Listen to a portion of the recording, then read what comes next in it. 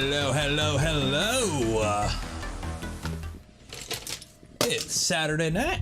I feel all right, and my overlay's already bugged. 1 second while I reset that. There we go. There we go. How's everyone doing today? Ignore. The bamboo's been a buggy mess for the past, since we got it fixed. How's everyone doing today? Another night, another Saturday night, another salad fork stream. One day we shall finish this build. One day. Probably not this day though. Maybe the next one. Or the one after. Not rushing it. For those that don't, I've had somebody, why is it taking you so long? I don't rush builds. Stuff comes up. They get done when they get done. Is what it is. Bamboozled. Yeah, so for those that don't know, it's looking like a printer. Like it looks like I can feed, I could, take my power. Yeah, I could take this and we can go, and it'll do the burr and do the spewing of the molten plastic. But unfortunately, it's missing a little something under the hood. So that's where we're at with the build. Basically, everything above the waist is good. But we've got to clean up the, we need to put some junk in the trunk to actually make it dance. So that's kind of where we're at right now. There we go. Take your time, enjoy the build. That's pretty much what I've kind of gotten to with this point with the streams. I've built enough printers on stream, for those that have been around since the beginning. It's been a few of them. I just kind of view them as background to the stream now, for the most part. I know some people are like, what's taking so long? To me, the builds are just kind of what we do while the stream happens. And I think since I've started taking that approach to it, it's kind of like rejuvenated my thinking on the live streams. Because let's be honest, for the past, since early February, I've been doing 3 streams a week of 3D printer stuff. And that's a lot of content. So it's no longer looking at it like, oh, head down, build the printer is actually kind of nice, even though it might take a little bit longer to build the printer. It just means, each printer gets a little bit more exposure. Gary gifted a community membership. Cheers. So let's do let's get the little stuff out of the way. If you are not a member of the Discord, link in the description, join the Discord. Every month we do a challenge, okay? So every month we have a community challenge, we have a community stream where I pick some winners and then you vote on the final winners and they get some cool stuff. They get some Polymaker filament, they get some Only Benchies merch. If anyone else wants to give away anything, let me know. But it's a little cool community thing we do every month. And this month's community challenge is next Saturday. It's not next Friday, it's next Saturday because it's the closest stream to Halloween. Because the theme this month is cosplay and props, and it's consider it Halloween themed, but I didn't want to make it just Halloween themed. So if you printed, a Mandalorian helmet or, a DC-17M Blastech Industries blaster from Star Wars or any other type of something you would see out on a night of Halloween or out at Comic-Con or something like that, anything kind of related to that idea, if it's 3D printed related, enter and you can win and you can show off what you've done. So that is coming up next Friday. So that will be next Friday stream. So if we don't finish this today, we'll carry back salad fork 2 weeks from now. Slicer config for your Trident, just grab one. Mine's just a stock Trident. Whatever the stock config for a Trident is, that's pretty much what I run. What else? I think that's about it. If you want to see a build done in a timely manner, Steve does a good job. Yeah. Steve has already built a salad fork. Steve streams once a week, but he streams for 6 hours. So, and he's pretty much a heads down builder. Whereas this is just kind of whatever happens, happens. Speaking of, if you're curious how the outcome of the Nano Long Range on yesterday's stream, I started printing these guys. I printed some frames for the Nano, what is it? The Nano Long Range FPV. It's like a 3D printed 18650 powered quadcopter. So we printed the frames for it, or one of the variants of it. I printed some frames just to test the bamboo. Polylite ASA. So Polymaker, Polylite ASA, Polymaker Polymid PA12 carbon fiber, and this is Fadis Ultra PA glass filled. This is like 8.2 grams all the way up to like 9.8 grams for the weight. They're all printed at the same settings. They're pretty much solid. CF nylon, kind of flimsy. Not as flimsy as the ASA. Maybe pretty close. It'll probably hand up better in a crash, but it ain't exactly the stiffest. The PA12 or the glass filled nylon, she's stiff. So this stuff's pretty stiff, but it's also the heaviest. So. PF Dennis gifted 5 community memberships. Cheers. And DFH gifted 5 community memberships. Cheers. Can I cosplay for cats or pets? Sure. Why not? There's 2 categories. There is worn and there is prop. Read the rules because I lay out how you have to enter each one. Polypropylene. I might have polypro. I might have polypro. Somebody sent me a bunch of samples of stuff, and I don't know what I have. And I don't know where it went, because the bin that had it all fell on the ground. And I gotta go digging for it. I might have Polypro somewhere. Is this Polypro? ABS-T. No, that's transparent ABS. But yeah, these are only like 10 grams. So like if you have a sample pack of like 50 grams, you can print like 5 of these. Probably 4 with like purge and whatnot. The PP. Yeah, the Polypro. Actually, glass-filled Polypro. Does anyone make glass-filled Polypro filament? Because we used to use that stuff, and you could tell when it's being run in the injection mold press because it reeks.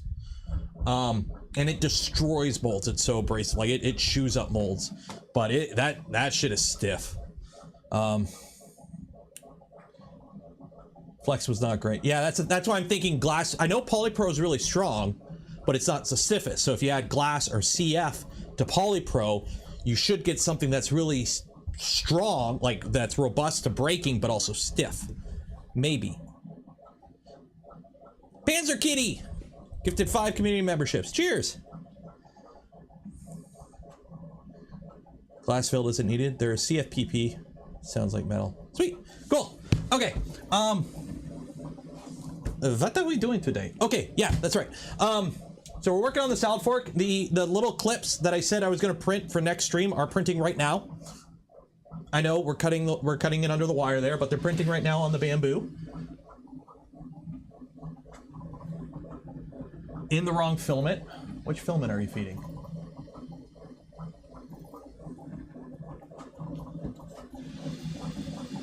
That's not bamboo. What are you doing?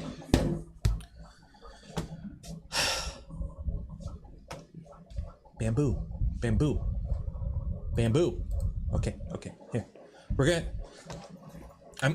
You guys remember Blue's Clues? Or any other Dora the Explorer? I'm gonna need your help. Okay, kids, put your thinking caps on. I need your help. Okay, so this is the bamboo. Okay, so as you can see here, I have 2 filaments selected. Okay, we have filament 1, which is ABS, even though it's not, and we have filament 2, which is ABS. Okay, and then we have all of our printed parts here are ABS. Okay, now these numbers here, this is the AMS. Okay, so depending on which color we make this corresponds to what feeder in the AMS we are using.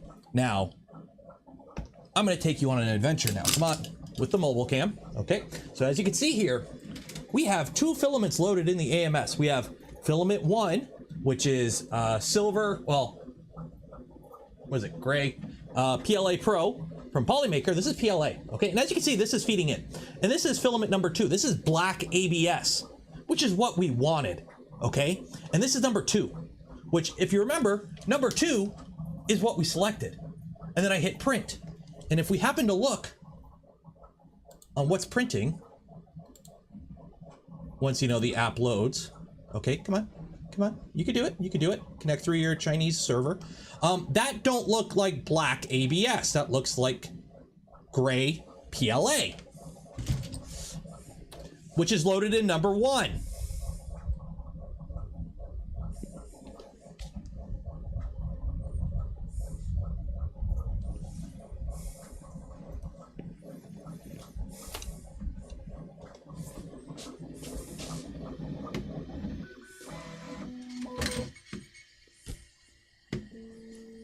Yes, I want to cancel this. Close. Yep, finish what you're doing. Okay. Now, where's the unload? Did you unload? You did not unload. Unload. Unload. Yes. Confirm. Whatever. Unload.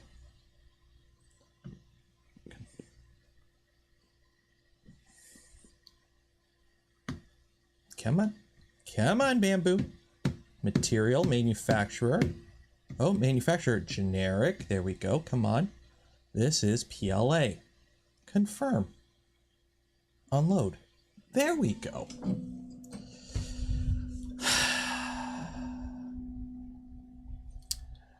Monkey Butler gifted 10 community memberships. Cheers. And Nicholas, thank you for coming a member. BASF makes glass-filled 30 polypropylene. That's a lot of glass in there.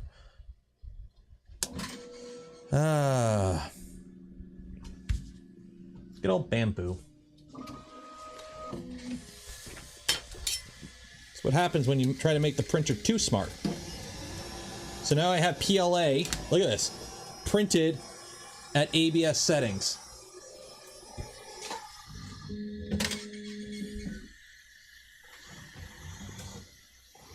Ooh, that is stretchy coming off the bed.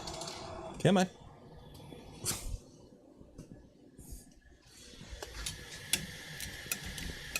It's gooey. It's like gummy.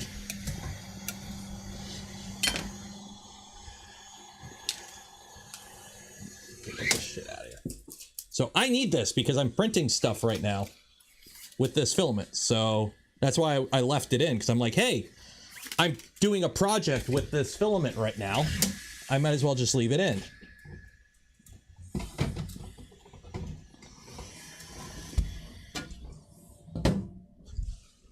Bamboo. Prepare, slice. Come on. Okay, okay. Now watch, I'm going to print it. We don't need the stupid flow calibration. It's just a waste of time. Oh, now it doesn't want to do it now. It doesn't want to do it now. What the heck? Oh, yeah. Okay, so now I don't have anything into 2, and it doesn't want to load 2. Bamboo. So it worked because I had, you know, everything loaded into 1. Or I don't even know what's going on with this. Filament 1. Okay, let's clone you. Let's make 9 of you. Let's see your awesome arrangement. Spit it out in a weird pattern. Okay, slice. Come on. Come on. Okay, print. Okay, we're going to disable flow calibration. Send. Why can't you send? I don't have PLA loaded. Oh, bloody hell. Oh, I had to tell it was PLA because I didn't have anything to unload it. I had to tell it was PLA. And now it's like, no! ABS. Confirm. Cool. Okay. Now can I send it? ABS. There. Okay, cool. Send it. Bloody hell. To unload the AMS, I had to tell it was a filament. Like, I didn't tell it what filament it was because I was letting this handle it. But to unload it manually, I have to tell it. And then it's like, wait a minute, you loaded PLA in here. I'm like, I just unloaded you. And I put new stuff in. I get what they're doing with it. It's just, as somebody who expects the printer to just work a certain way, it gets very annoying very quick. When it presumes things, which it does that a lot. So, yeah. Should have just done an ERC file. I have it. Oh no. I had the PLA was loaded because I was printing stuff. You might know what these are if you happen to know. And then I'm like, I stopped that print because I had to print these. So I loaded black ABS in slot 2, and then I told it print from slot 2, and then it went and printed from slot 1. So yeah.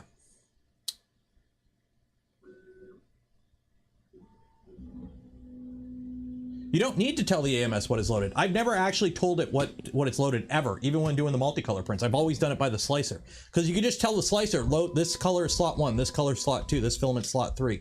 You don't need to tell this anything if you don't want to, if you don't use the touchscreen, which I normally don't. But they've done a bunch of software updates since I really started using it, but yeah.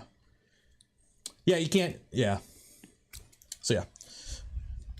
No, this is for next week's video. It's when you're printing stuff for a child who's half your size, you'd be surprised how big their head is still. So had to do a little test prints to make sure something would fit over the little guy's head. Okay, let's actually get to my job here and build a printer. So where were we at last time? We were at electrical. Ugh. So for those, let's see here. Who remembers? When I wire up a printer, what is my methodology when it comes to power? Who remembers how I wire up a printer? Because I remember last time we had to like extend some wires and that took some time. Back sparks. I do need to update my intro because I've now got this beard and all the clips of me in the intro don't have a beard. So I've got to update my intro. However, that's not it.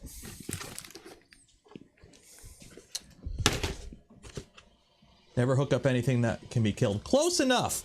So basically the way I wire everything up, we're going to need the zip ties, is I start at the power supply and work forward, checking things along the way.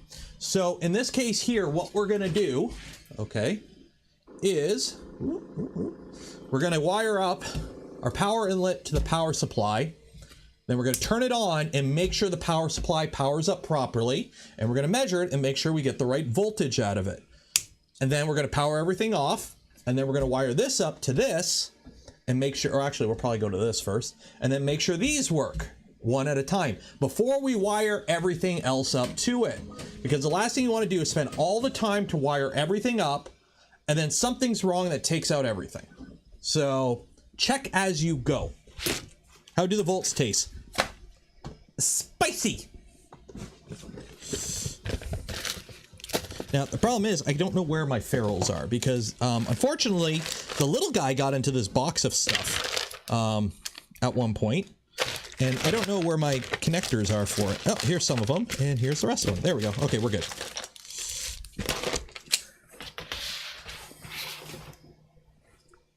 Don't yell at me now.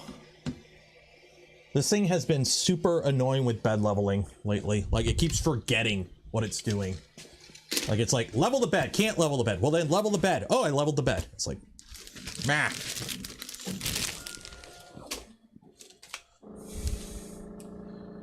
Forgot the part where I let out the magic blue smoke. That's only if viewership is down and I need more views on the channel. Which, hope you guys, did you guys like today's video? Numbers weren't the greatest, but actually a lot of good comments on it, which I like. I'd rather have good comments than just sheer views. So let's see, what gauge wire do we have here? 18 gauge. That'll work. Personally, I'm a fan of 16 gauge for the mains, but with the power draw and whatnot, 18's fine. What is this stuff? 24. I mean, technically, you can use, I'm pretty sure you can use 20 and it'd be fine, but I like 16 gauge. And I'm actually not sure if this is the wire I'm supposed to use. I think it is. I can't remember. I don't think I have anything else in the box of stuff that the kit came with that's been unfortunately dug through by a 4-year-old, but it is what it is. Pigeon print, $10. Cheers. Thanks for helping me through the joys of having COVID. Oof. Bid and watched your build streams in bed and order parts for a V2. Nice. Well, hopefully you're all better now. Getting the coof sucks. I know I got it at Murph. Honestly, like, it's gonna sound bad, but it's worse when you get it and you don't have any symptoms and you just have to sit in your basement and you feel perfectly fine and you're just like, I gotta hide in my basement from my wife and kid who I didn't see all week or weekend because I was away at something, and I come back and then I have to go right into the basement to hide. Like, I was hoping I would at least have a runny nose. And then I'd be like, okay, I'm sick, I can justify. But no, oh, piece of paper says that, or test says I gotta hide in the basement, so I gotta hide in the basement. What do I think is better, imperial or metric? I like thous, but anything bigger than a thou, I like millimeters. Yes, that's weird. But I'm also Canadian from Southern Ontario, and our system of measurement here is just completely bonkers. So we use both for pretty much everything.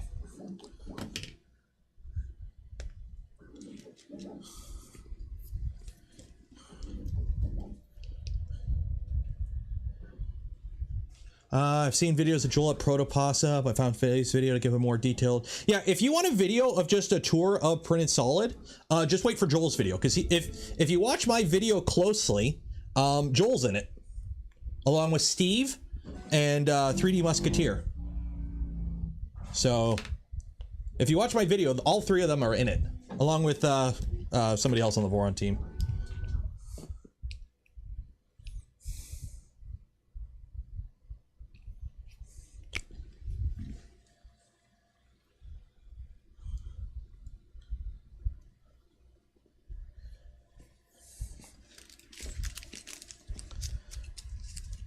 If you watch closely, Nero appears in it. I think I'm only in frame right at the very beginning and end. And that video, by the way, was a one take. Well, two takes. There was the video at location A and then the video at location B. That was all. I love those videos because I don't have to do any editing. I just got to play around with the sound to get it kind of working right, which there is a lot of background noise. Like the raw audio was not friendly. I'm really happy. The audio I recorded through the lavs and the mic actually picked up properly. Okay, I gotta take this out. I didn't get a clip in there well. 1 second here.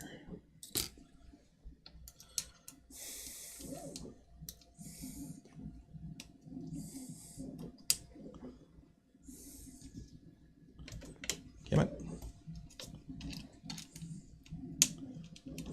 Tried to undo the clips, but it didn't want to. Come on.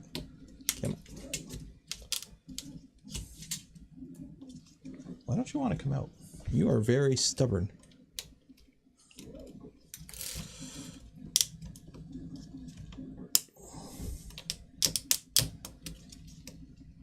Oh, that's why.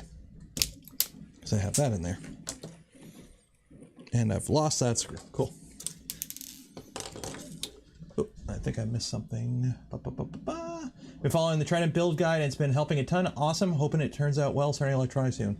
Cheers, Alexander, for $4.99. No aprons. So here's the thing. I didn't bring the apron because let's be honest. It's me in my room with climate control and everything. It's not too bad.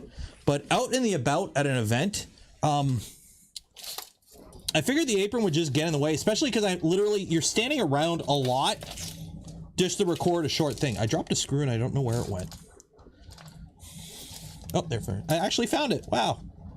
Because people are like, oh, you weren't wearing your apron at Earth. And I'm like, it's a big show floor. It's hot. I'm not wearing an apron all day. It's like, I like my comfy at times.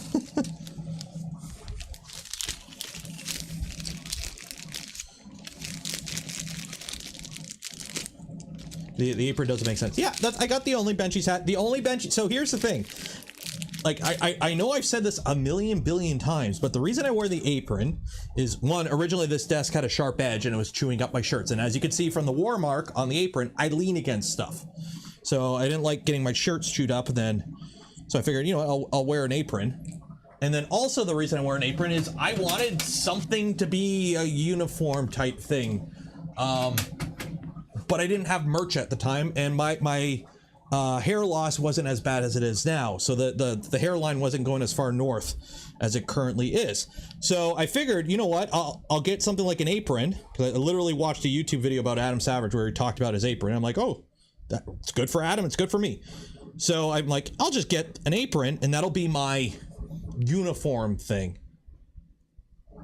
So that's literally why I wear the apron. It's protects the clothes from getting all chewed up from the desk at the time, and also it's the closest thing to like a uniform that I can have, because I wanted something consistent, because I'm wearing just random, I'm wearing my clothes. I wanted you know, something visually consistent between the streams and the videos. Like I wanted a consistent theme because I didn't have merch at the time. Now I have merch, so I wear the Only Benchies hat when I'm out and about. If I had started and I had merch from the start, I'd probably wear a hat or a t-shirt like Joel wears his t-shirts all the time, or a sweater, right? Joel's blue sweater, he's always wearing that thing. So for me, because I didn't have merch at the time, the apron just kind of became that. I feel the need for the electric screwdriver. Got one right here. ES 126. Yeah, ES 126. They come in handy. I don't use them all the time, but I do use them. How do I wire these up? I always forget how to wire these up. 1 second here.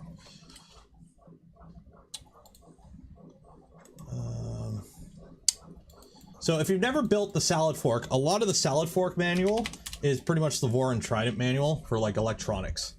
So when you get to like the electronic stuff, you pretty much just follow the Trident manual. So let's pull that up right now. Download.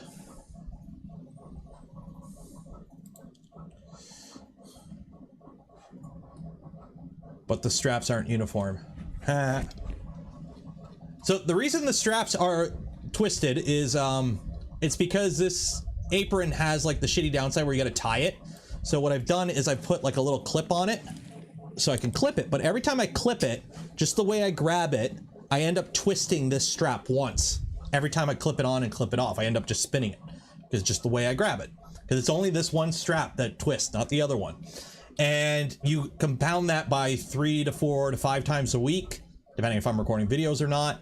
Over the course of months, it gets twisted. And then eventually I'll fix it. And then I undo it. Shoot. Does it show up how to wire? Dang it, it's got an 8. The manual show this. How do you wire up the shitty ones? How to wire up a... What are these electrical plugs called? I can't remember these. C14 inlet. C14 inlet. I've done these a million times. You think I would know how to do it by now, but I always forget how to do it. There we go. This one. There you go. Because you gotta... Right? Is this the right one? Yeah, ground is ground. Yeah, because it goes from there to that. Yeah, so it's that one and that one. Yeah. I always forget which two I gotta, like, jumper, essentially.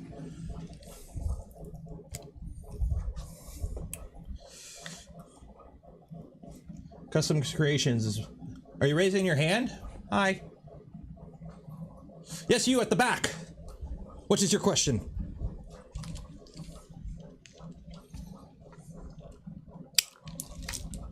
LDO docs. This isn't an LDO kit. This is a DFH kit. Which, if you want to know more, link in the description. I think it's about time I get better wire strippers. These are starting to give up the ghost, I think. Did Nick tell you? Maybe what Nick are you talking about? I know a lot of people, and I'm horrible with names. So you guys, you need to be specific. If you tell me somebody who I would know by their online name, and then tell me their real name.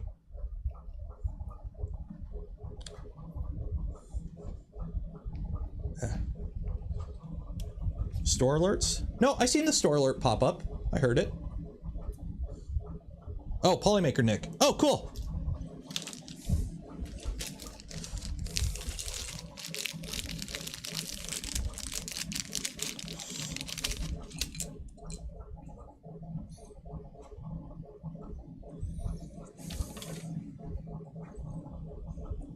Yeah, talk to him at ERF.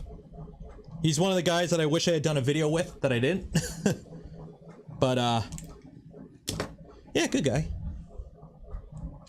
The Voron t-shirt is class. So here's the thing. We don't sell it because we actually had these made specifically for the Voron team guys for trade shows. These aren't of it. These shirts had to be made by somebody and then like ordered. Like they're custom ordered shirts. They're not like shirts you can go on like Threadlist or like the Streamlabs store and buy. Like they were ordered specifically. So I think if you wanted to buy these, like somebody would have to order these and then set up a store to sell and ship them by hand. I don't think the place we got these shirts from are able to like create a storefront for us. James gifted 5 community memberships. Cheers. Although I could be completely wrong with that because I had nothing to do with these shirts. I was just kind of the guy there. I was a guy there, so I got a shirt.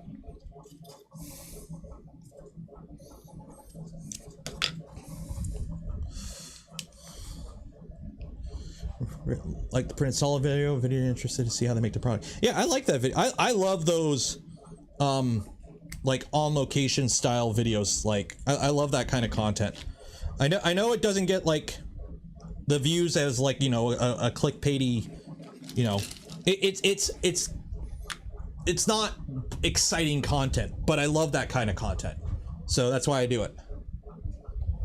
So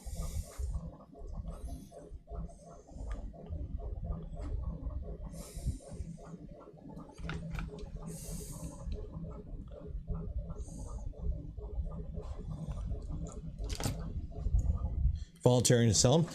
If I was selling them, they would be double the price because I live in Canada and shipping sucks.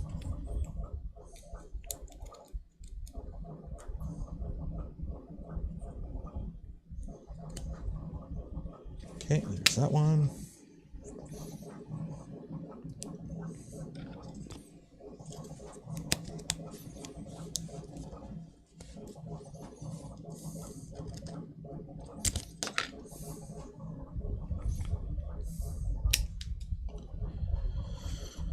What is the loud X1? Oh wait, I don't have the music on. Shoot, why don't? There we go, got the music going. That'll help with the background music or noise. It's printing clips. It's printing some just wire clips for this guy. Actually, it was supposed to be printing a helmet,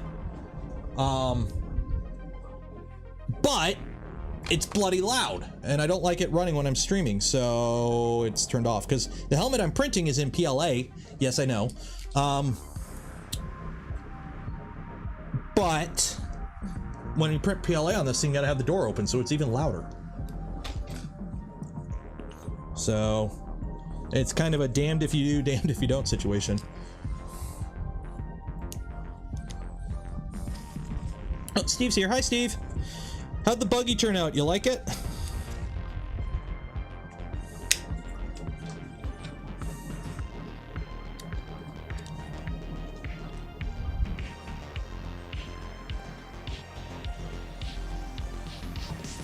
Okay, so I'm assuming, is red hot? Is blue hot? I'm assuming red's hot here and blue is not hot. I'm assuming that's right.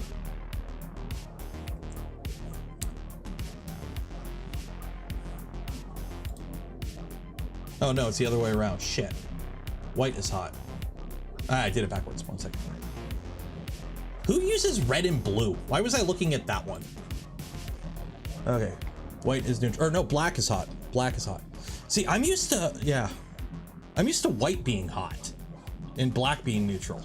Or is that a thing? Am I reading it wrong? That is hot, yeah. Or am I just completely having a brain fart and I normally do it with black being hot and I'm like completely having a brain flub right now? Well, I don't have red. North American wiring black is hot. Oh!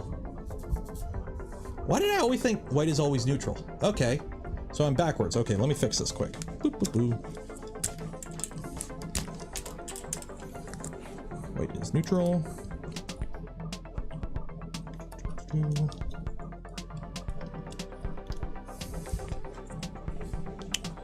That one goes there. That one goes there. There we go. Okay. White is hot. It's been a while since I played with mains, I know.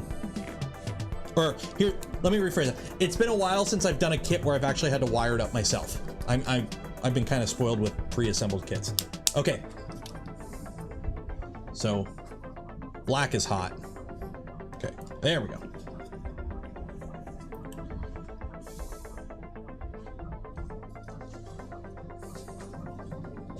Okay. Put that back in here.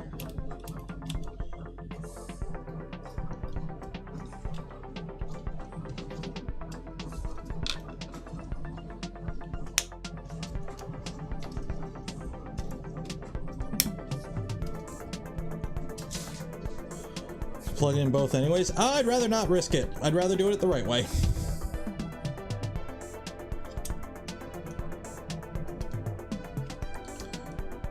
I mean, hey, worst comes to worst, we get more footage for the intro. And then part of why I do everything live and everything is because if I do it wrong, you could see how I did it wrong.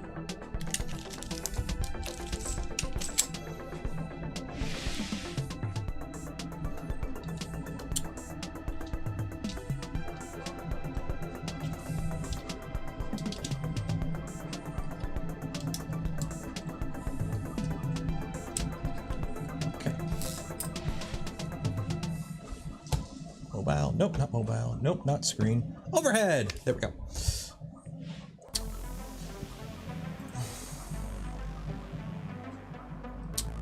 What can be hot in North American split flames? Oh yeah, that's right. It's 220. See, I like red being the hot one because red is hot. Like, it's kind of hard to screw that one up. Red is hot.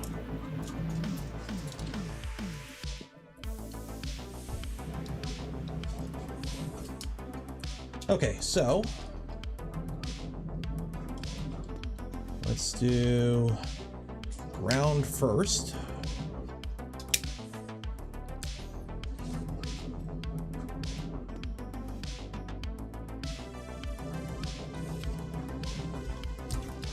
Man, this,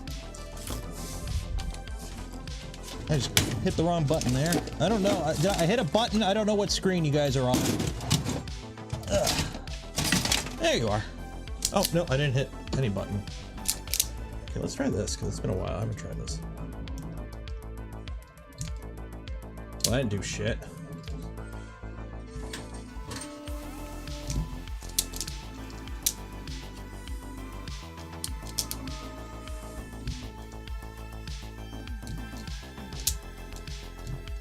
There we go. Hey, the bamboo had done. Let that cool off.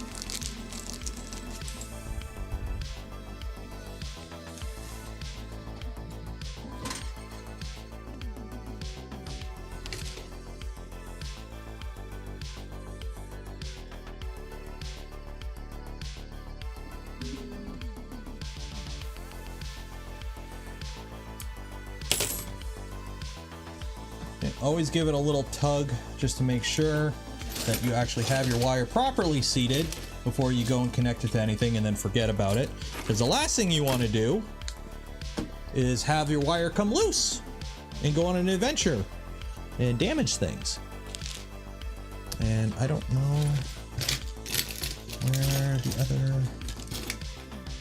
I need to get more like screws. I really got to organize my tools around here. These are a mess. Need a flathead. Just one of these. If only my LTT store screwdriver had shown up now, I would use it. But no. Other people have theirs who ordered Wave 1, but alas, I do not have mine. What the hell, Linus?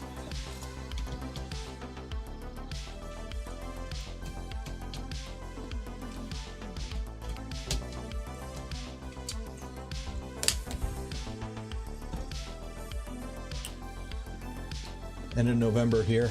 Mine shipped. I got a notification saying mine had shipped.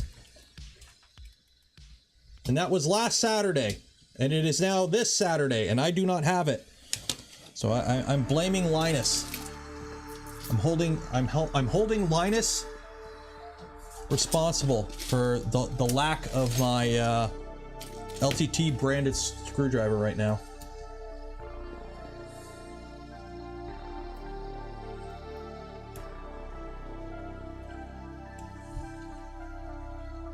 Making me use this non-magnetic knockoff iFixit screwdriver. That's pathetic. There we go. So, I don't know if you need to, but I usually try to hook up ground first. That way if something goes wrong, yeah. Some Canada Post workers has a shiny new... I wouldn't be surprised. Good old Canada Post kind of screws you over every now and then.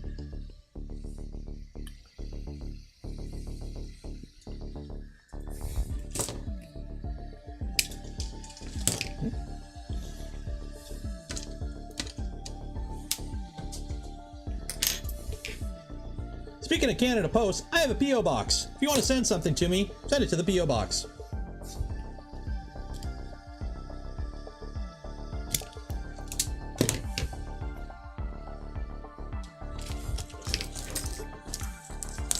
Need to justify its existence. Although technically I probably will convert it to an actual proper P.O. box next year some point, because right now the P.O. box I have is just at the local post office. So if you want to send something to it, you have to send it through like the mail, like normal mail. You can't send like FedEx or whatever, they won't take it because it's just a regular post office. They can't sign for anything. And I did that because I didn't know if it was worth getting a proper P.O. box, because that's more money and it's further drive to actually go get it. So this I can just kind of stop at after dropping the little guy off at school once a week around the corner. But it still costs money, so I'm not getting it. I put it this way, I haven't got a package in a while. So I've paid for the year, so I have it for a year, but we'll see if I'll keep it after that. Although I'm starting to get annoyed with some of these companies having my home address, so we might be switching it up. And black is live. Or hot.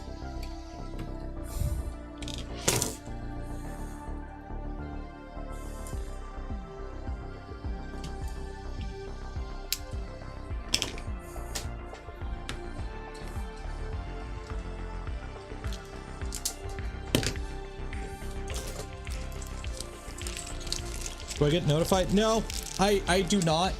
I don't have anything linked to it. And if somebody just sends me something, it just shows up at the package. So once a week, I got to go over there and check, and they hold it for 2 weeks. So basically once a week, I just run over there when I'm going to get like a coffee in the morning and just check it. That's another reason I went with the local post office. Because if I wanted to get like I crushed that one. If I wanted to get a P.O. box at like the a USPS one, so that they would take, like, if you were to send something via USPS or FedEx or whatever, that's like a drive. Like it's like 15 minutes out of my way to go to it. So that's why I was like, I'll just get something local for now, just to see how it is. And people have sent me stuff. Basically everyone who wanted me to get a P.O. box sent their thing, and then I haven't got anything since. So, or I've barely gotten anything since, so. Why am I removing? Okay, very simply. These terminals I can't fit. You can't fit the forks in. So I like to just put the fork, lay it down, and then put the screw back on top. Some terminals you can slide them in, but this one, because they got these little notches, you can't. But I guess that's a little good because it's a little bit more of a safety feature. It's less likely that your even if your screw gets loose, or in my case here, I flip it upside down. There we go. Damn it. There we go. Okay.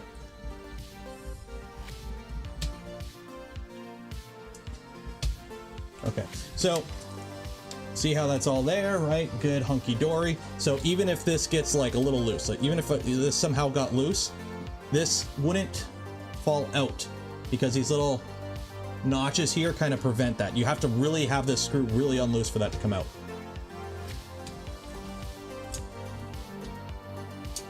So that is that. Put our little cover back on top. A little bit more security. Okay. Go. Okay, now let's make sure. So we got that is inner is okay. So that's hot going to hot, neutral going to neutral, ground going to ground. There is a little bit of slack there. You don't want your wires too tight. Everything seems good there. Power that off. Get the cable of power. Plug it in.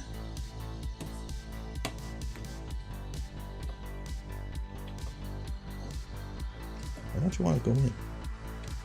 Go in your hole. There we go. Okay. And we should get a light. We got a light. Right there. So now, I don't know where I put my multimeter. This is gonna be a problem. I've been meaning to buy a new multimeter because mine's kind of like garbage. And I honestly don't know where I put it. Like legit, I have no clue where I put my multimeter.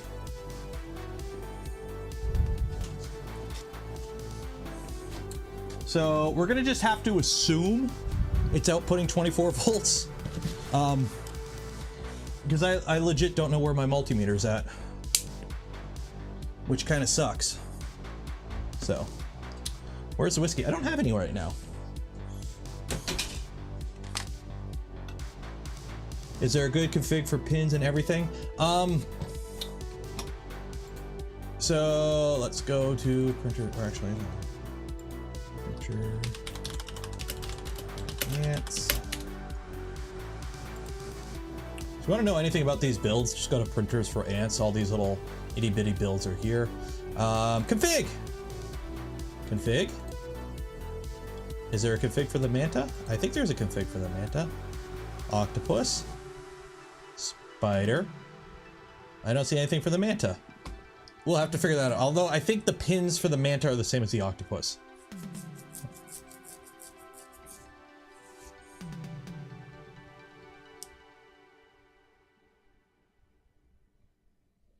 Leo, don't curse me like that. Yeah, I don't know where it is. I gotta buy a new one. I gotta get a new vernier too. Ever since I am so like, I've got a 0 to 8 inch Mitutoyo vernier caliper, digital vernier, whatever the hell you want to call it. I call them verniers because that's everyone in my tool shop that I worked at called them vernier. So as you can see, no worky. Because there's an apparent issue with these where if you just swap the battery sometimes, it just doesn't ever turn back on. So 8 years of solid use and all of a sudden it don't work anymore. So if I want to measure anything, I'm good up to an inch with my micrometer. So I don't have a vernier right now, which is really annoying. So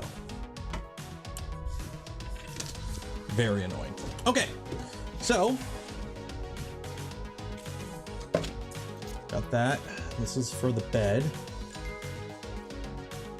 Oh, somebody buy some merch. You bought a hat. Cool. So now we need to wire this up. So let me see if in the Voron manual they have wiring for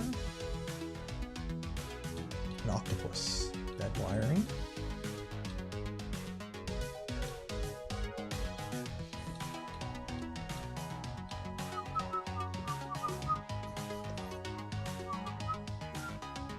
Yeah, there's all your power. Oh yeah, we gotta put all these drivers in and everything. Dial calipers. So, low tech Greg, I personally find dial calipers useless because I live in an area where we use metric. At work, we used inch. Everything with thou, because one, all our manual machines are in thou, and that's just what everyone, I was worked on the shop floor with people who've been in the trade for 40 years. So they're not gonna change. So everything with thou. Thousandths of an inch, right? Which works very fine, nothing wrong with that. But if your micrometer is digital, you can push a button and you just swap between the two, easy peasy. So if you live in a place where you use both, or you're just in North America where you're used to inches, but everything 3D printer related is metric, you just push a button and you can switch between the two like that. So, yeah, I gotta pull up the Manta manual here. Manta manual.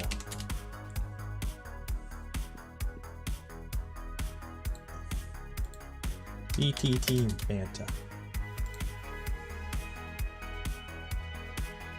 See, this is what I don't like about Big Tree Tech. Where is your documentation? Source code. I don't care about the source code. Download Manta M8P. There we go. Hardware. Pin schematic connect.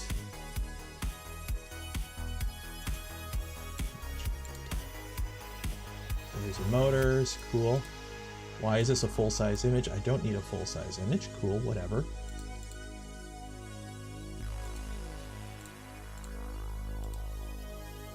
pinout schematic. Where is the manual? Oh, user manual.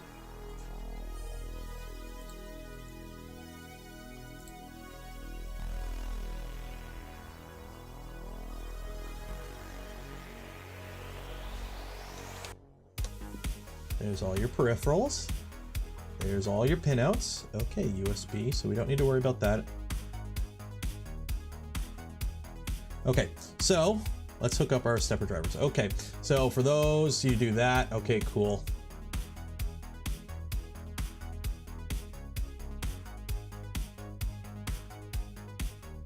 Wow, look at all that math. Okay, for 22820, use the jumper for each connect on the red box. Okay, so number 2.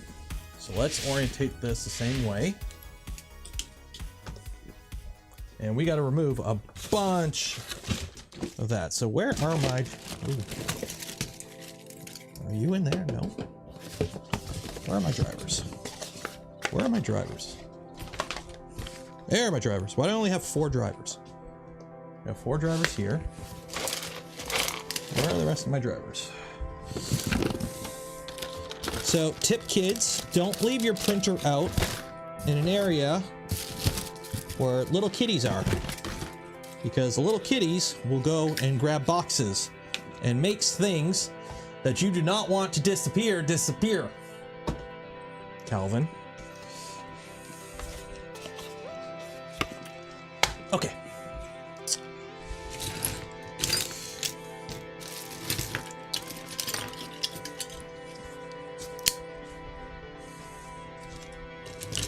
Now I need my tweezers. Gnomes. Underpants gnomes are, in my case, just the 4-year-old boy. Okay, so I know we're not using everything on this board, obviously. We only need 3Z, XY. Because the extruder is has its own driver. So we only need 5 steppers, but I always just call it OCD, call it whatever. I always make everything the same. Like if I'm wiring up a V2 and which has 7 steppers normally, and I'm using an Octopus that has 8 and the board came with 8 drivers, I put all 8 in because you'll never lose that 8 stepper because it's in the machine. Instead of, putting it on a shelf and next thing you know, it's gone. So I find it's good to just kind of, what you do to one, do to all.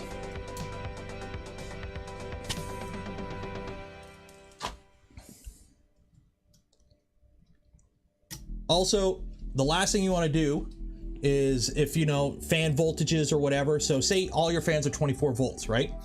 Or say all your fans are, 12 volts. Just for whatever reason. All your fans are 12 volt. And on here, you can select the voltage for your fans, right? You can select the different voltages for your fans. Set them all to 12 volt, even the ones you're not using. Because, hey, imagine, a month from now, oh, hey, a MOSFET blew up. Okay, well, I'm just going to swap that fan from one header to another and just reassign the pin. And off I go on my merry way. But then you forgot you left it at default 24 volts and you fry your fan. Right? Or something else, right? A different setting. Just make it so that, if you accidentally plug something in the wrong way, it doesn't actually, do anything.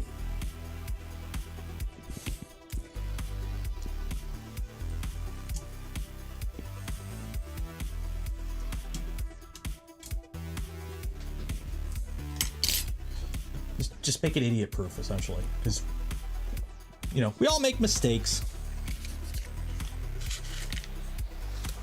So I'm assuming it uses motors 1 to 5, which, if I'm not mistaken on this, 1 is over here. Okay.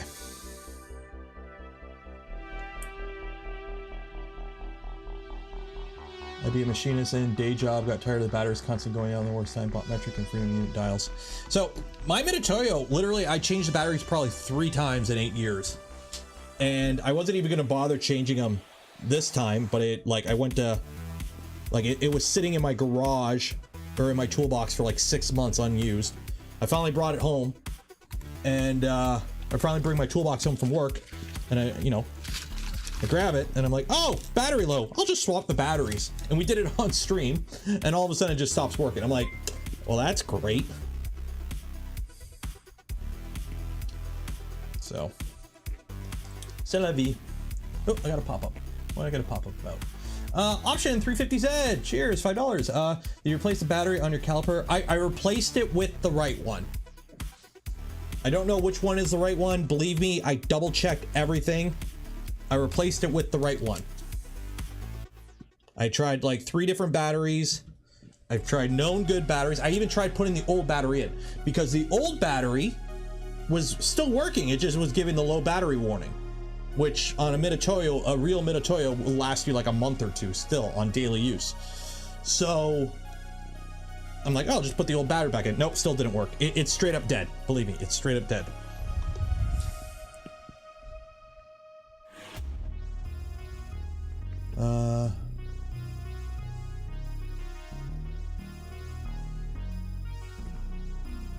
Who has you pinned down? Steve? What's going on with Steve?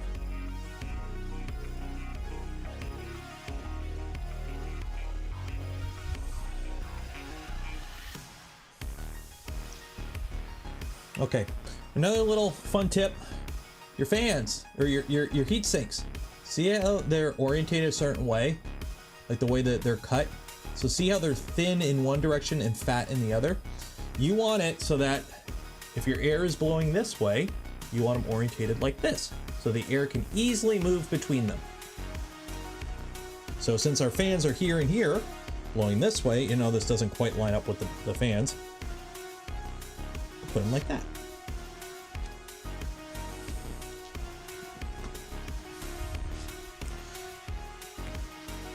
Tear it down. I already tore it down. I tore it completely apart because everyone's like, oh, just clean the contacts with ISO, reseat the ribbon cable. I did everything. I spent like an hour after that stream going through every single tip and suggestion and anything that would show up on Google. I went to like I ended up on like page 6 of Google trying to solve it, and it's still no bueno. So unfortunately, it's dead, Jim. Assuming the heat sinks aren't the extra. Yeah, well, obviously, you're going to install them in a way so that you don't accidentally damage anything. Because if you install them touching metal, you can short something. So be careful when you install. Google page 6 can be scary. Well, what you got to do is you got to soak it in hydrochloric acid for an hour. And then you gotta like sacrifice a virgin and do a voodoo ritual, and then it'll work. At least that's what page 7 said, so I stopped at page 7. So. Okay, so we got that. I don't know where the antenna is. Okay, so we gotta mount this antenna somewhere. I don't know where you're supposed to mount the antenna for this, like where, I'm assuming outside the case is probably the best bet. But I don't want to like mount it somewhere where I'm gonna forget that I have an antenna mounted and rip it off. So we'll probably just leave the antenna in the box for now, and we'll figure out something, and then we'll stick it somewhere later.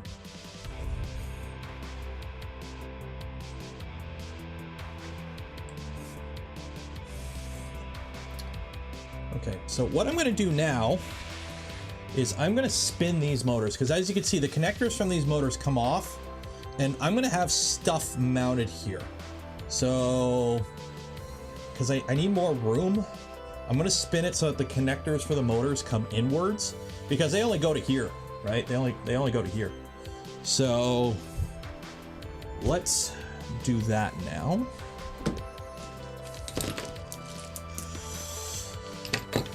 And for those wondering, the plan today is to start playing with the CAN bus stuff, but the goal is to get the wiring done. So if that's where we get to, that's where we get to, because if I don't think we'll be able to do all the firmware stuff in one stream, I'm not going to do it. Simply for the fact that I know people use these videos as guides to build. You know, they're a little bit more tangential nowadays.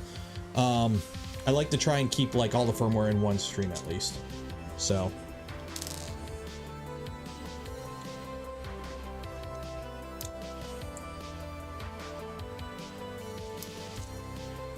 Plus, I don't know about you, these Saturday streams,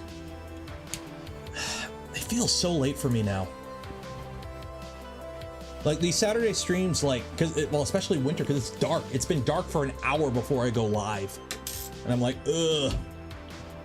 There we go. And for those wondering, it just, like, you can just push it up a little bit. And, because the bed is on a mount that allows you to do this. And it just handles it. So pick it up, spin the motor, put it back in. Easy peasy. Just getting old. We're all getting old. Just think right now is the oldest you'll ever be. Or the youngest you'll ever be for the rest of your life. Too inflamed. Okay, my thumb. I don't know what I did, but like right here, down to like here, okay? For like the past week and a half, it literally, like, it's like a sprain or something. Like I can't pinch. I got like, I can't squeeze with my thumb. And I can't, like, on this hand, I can go like that. Like I can stick it up and, like, you know, hitchhike, right? Like that. This one, if I do that, it hurts. And I don't know what I did. And I literally think it's from driving, because this happened for like a couple days after I drove to Ottawa for my brother's wedding. And that's like a 9-hour drive. And then for a couple days I had the same, I'm like, ow, my thumb hurts. And it's like a week plus after Earth now, and I'm getting the same thing. So I'm wondering if it's literally just from driving and holding my steering wheel like this. Cause I just sit, like, that's how I drive. I hold my steering wheel like this, like I'm driving like this, and I'll just have the one hand on the steering wheel. So I literally think that's what it is just from, you know, holding my hand in a position for 10 hours a week ago.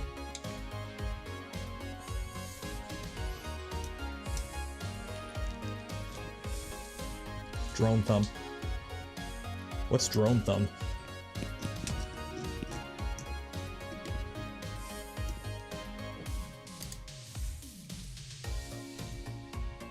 Driver thumb. Yeah, that's what my wife said. She's like, you have driver thumb. I'm like, what?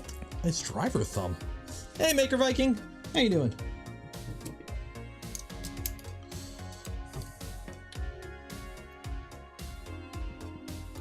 But yeah, I'm like, what the heck? I've driven long drives in the past. Like, I love driving. I have no problem driving. Like, when we did an East Coast trip before, like 5 years ago, I drove all the way to Halifax and back, which is like a 22 hour drive in a day and a half. Like, one of the days was like 16 hours driving straight, and I was fine. But now it's like 9 hours and my thumb's dead. I'm like, what the hell? Handlebars on motorcycle, bicycle. Yeah, we're all getting old. Ricky Mayday. Hello from Australia.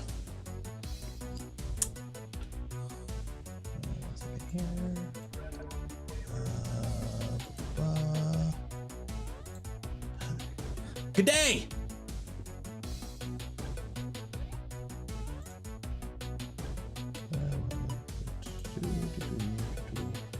There we go.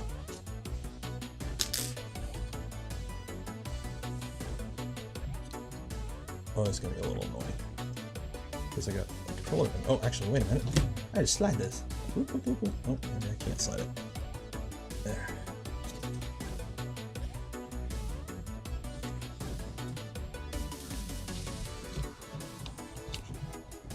Come on.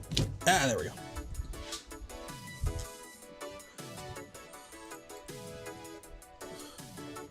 Went from Canadian to Australian. Hello. I was gonna say hello, governor, but that's not Australian. Put another shrimp on the barbie.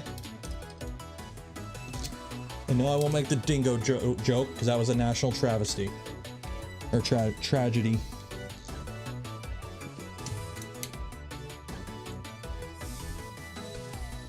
Pretty young for that. 34. But you know, 7 years of working in a mold shop doing this, because you know how I do my fancy, you know, when I do it, when I'm tightening an Allen key like this. Yeah, we did this a lot at work because, you know, you have a fascia that has something like, you know, 30 something wear pads, and each wear pad is held in with 8 to like 12 M5 screws, and there's 20 to 30 of them, and you just got to put them in. You got to go, and you couldn't use air tools because there'd be, if you used air tools, of course you would get the one hole that has a chip in it and it would seize, and then you got to, you know, get the tap out, or the tap burner out, or screw burner out.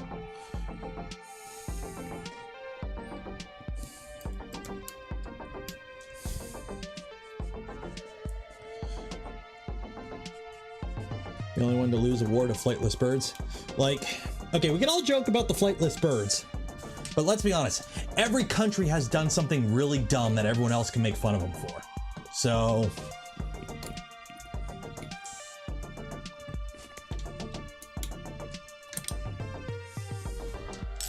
isn't there a kangaroo issue? Kangaroos are like deer over there. So if you're from North America and you know, like you see a deer and you're just like, oh, it's a deer. Yeah, in Australia, that's what kangaroo is. It's like their deer, essentially. So they don't see it as like, ooh, a kangaroo. It's like, it's a roo. I'm gonna eat it. Okay. So got that. Let's give this thing some power. So, bed out, because this bed is 24 volts, I believe. So we're not feeding this thing anything DC. So I've got to feed power in, and then power into the motor. So we've got 2 in, 2 out. Okay. So what I'm going to do is 2 go into power, 2 go into motor power, and then I think I will use a hot end to control the bed. Because we have, how many hot ends do we have in here? Hot end 1, hot end 2, hot end 3, hot end 4. We got a lot of hot ends. We got 4 hot ends here. So on these boards, if you want, usually most of the, if this is like the Octopus board, if you want to get anything out of bed out, you need to put something into bed in. Okay. Now, I'm personally a fan of wiring, even if you're using, you know, an SSR, or actually no, the bed on this, are we, no, this, I'm thinking SSR. For some reason, I'm thinking SSR. This bed is, yeah, we're just gonna use the bed. So yeah, I do gotta put bed power in because I am gonna wire the bed up to the bed. But if you were using an SSR on these boards, okay, where you just need a signal voltage to control your bed, because you're using an SSR to actually handle the power switching. If you wanna use your bed out, you need to put power to the bed in, even if it's like a low voltage SSR, like no draw SSR to activate it. I'm personally a fan of, even with an SSR, even if you can use like a fan header to power the SSR, I'm a fan of hooking the bed up to the bed, just because it's bed. Bed is bed. It just makes it a little, you know, easier on the brain when you're sitting there looking at the config if you're fiddling with stuff. Instead of, oh no, bed is actually fan number 3 or whatever. But in this case, because we are powering the bed off of the bed, we do have to put power in because it's a DC bed and we're gonna plug it in there. So 1 run, go to bed, 1 run, go to bed power, or go to power, and then jumper it to motor power. That's how I'm gonna wire it up. You can wire it up however you want to. I do like how they actually have the labeling on these covers, because on, let me pull it up here. I'm on Octopus. So we've got an Octopus here.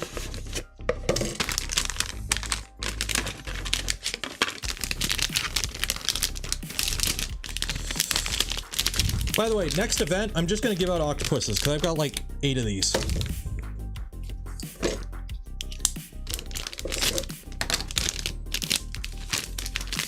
So anyways, on their older boards, if I can hit the right bloody camera. See? Nothing. Nothing. It's labeled on the back.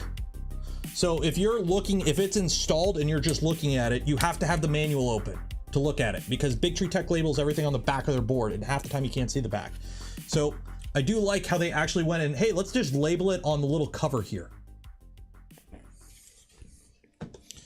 8 Octopus boards. Oh, you think, no, that's 8 Octopuses. Okay. I have like another 8 Octopus Pros.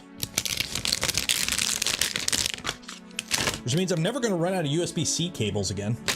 or little rubber duckies. Yeah, you can blame Big Tree Tech for that. Octopi, no, octopuses. The controller board, the plural of octopus controller board is octopuses. Like a year ago, Big Tree Tech reached out to me and they're like, hey, you did a video on our controller board. Do you want to do a giveaway? And I'm like, yeah, sure. They had my address on file. Big Tree Tech has my address on file. They're like, cool, we'll do some giveaways with some octopus boards. How many? I'm like, whatever you want.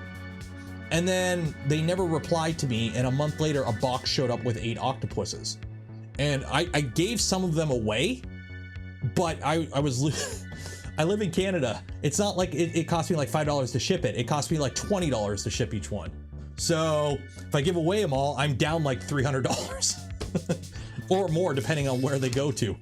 So it was like, and then I got to actually go buy boxes to put them in, or envelopes to put them in, buy postage, go to the PO box, print off everything, because I got to send stuff. Like it was a pain in the ass to give away like the 5 that I did, and I spent like $100 on shipping to give away 5 of them. And I'm like, yeah. So now they just sit there in case I need them. If there's ever a maker fair in Southern Ontario and you need an octopus board, just let me know. I probably should have just taken them to Murph and given. Oh, you know what, Murph, next year if you want an octopus, I'll bring them all, as long as I can get across the border and they don't freak out. But yeah, that's why I got like 20 octopuses.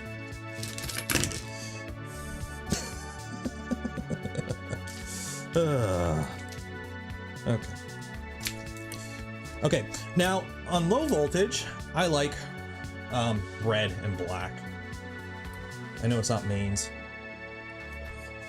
but we're gonna use the white and black again because that's what we got.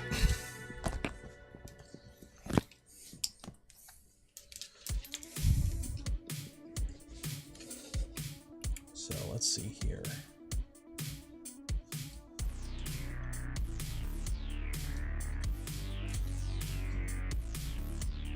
I have a fan going in the background, and it's like I keep forgetting I have a fan in the background, so I'm like, why the hell am I hearing a fan? And then I'm like, wait, I'm hearing a fan for a reason, because I have a fan going.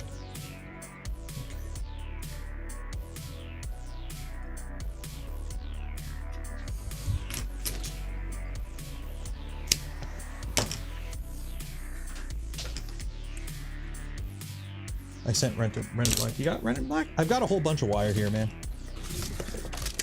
Yeah, got all here.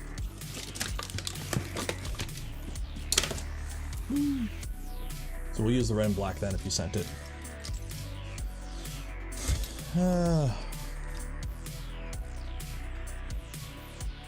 know you guys can't hear it because I got the noise canceling, and it's literally like a 5-volt like USB powered fan that I like because it actually is battery powered too, so if I need to move it, I can move it.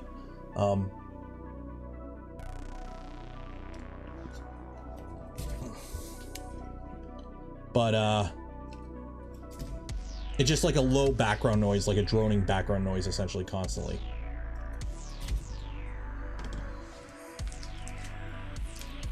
Colorblind? I am colorblind. Plus I keep forgetting what's in the box.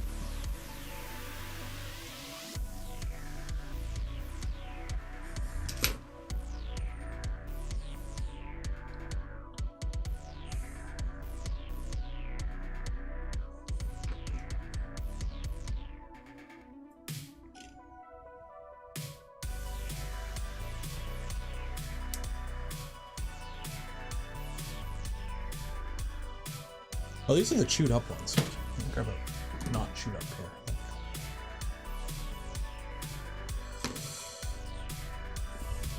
I'm just really hoping the replacement drone frame I ordered shows up this week. I really want to put it together because I really want to fly again before it gets crappy out. What is an octopus board? Well, this is called the Manta, which is an octopus with a CB4 module, which this isn't a Raspberry Pi CM4. This is their own not a Pi. Uses like an all-winner chip. But a Manta, or an octopus, is an 8-stepper controller board from Big Tree Tech. Physek also makes a board that has 8 steppers. They call it the Spider. And I don't know what other animal or 8-limbed animal they can make name controller boards off of, but I'm sure there's more. But these are all single board solutions for machines like Voron, like the Voron V2 that needs like 7 steppers minimum. So before these boards existed, it was common you would just run like 2 SKRs, or even before that, just dual ramps with clipper. Just about everyone makes one now. Yeah. Weather's crappy. Oh, the weather here is beautiful. Like it was like t-shirt weather this afternoon. Would have been great to fly my quad. But for those who were on the stream yesterday, you know what happened to it.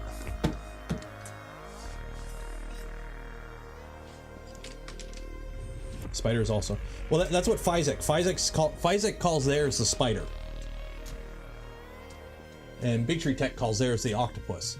So if they had a 10-stepper board, they would call it the squid.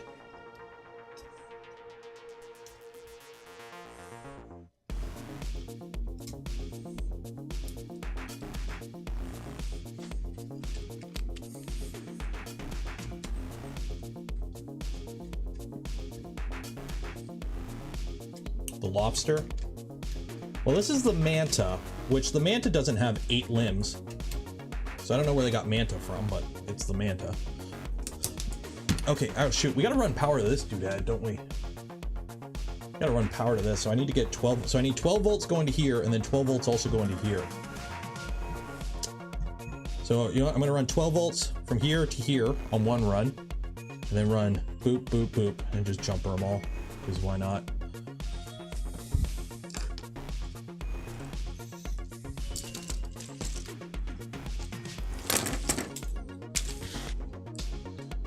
Wagos.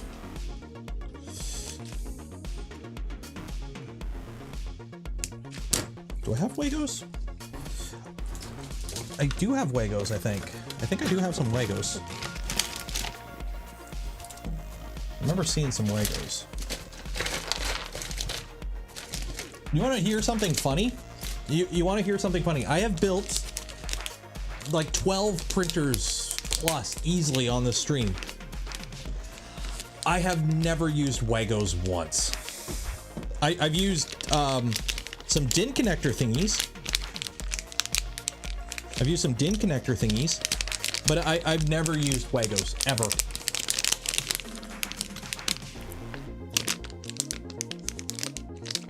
I've just really never felt the need to.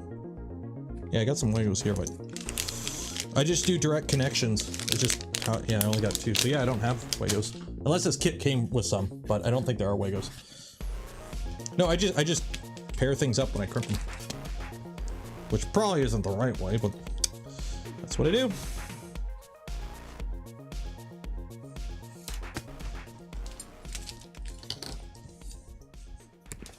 Okay, this wire goes in there so I don't lose it. That's the same wire? Yeah, that's the same wire.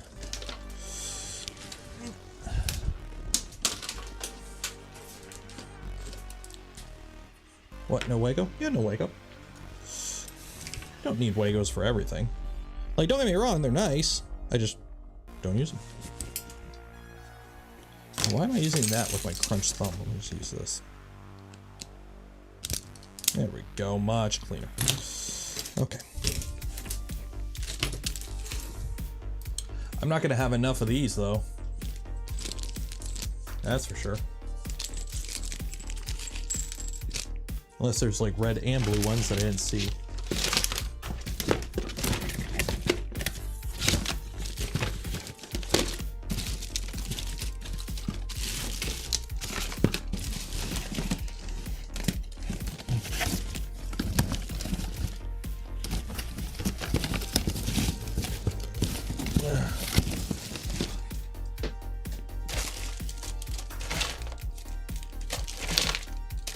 Yeah, nope.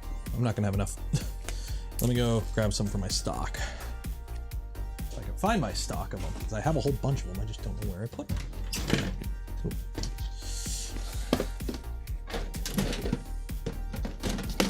Are you in there? Nope.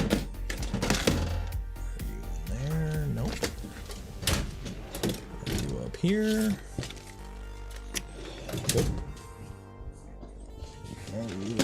No, are you in there?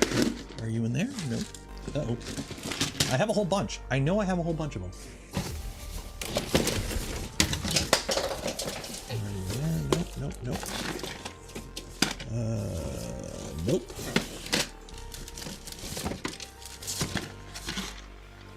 I'll let you know when I find another Revo, though. Because that seems to be the theme every time I go digging through my shelf here as I find Revos.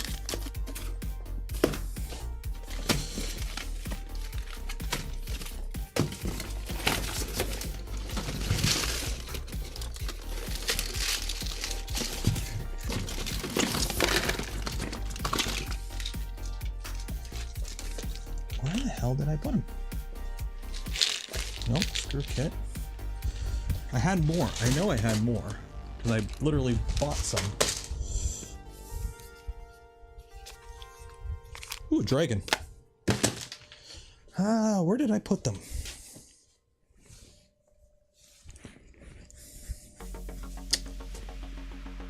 Shame I aren't finding them. No, we found pies the other day.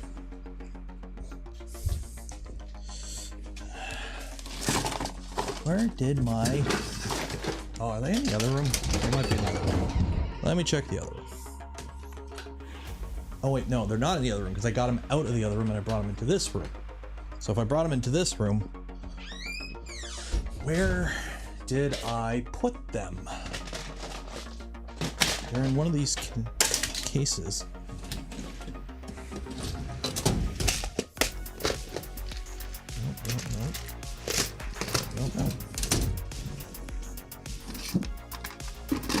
Nope. Contact stuff? Nope. Oh, here we go. Found him. There we go. There we go. We're good. We're good. We're good. We're good. Pies do tell. Oh, I found a pie. I've got like 4 or 5 Pi Zeros, like the original first Pi Zeros, just floating around because they completely got, like, I don't use them at all for anything anymore. And I've used them on random projects throughout the time. So they just kind of float around. They'll get like retired from use for something and then I'll put them somewhere else and then I'll just forget about it. And next thing you know, you got like a bunch of them just kind of floating around.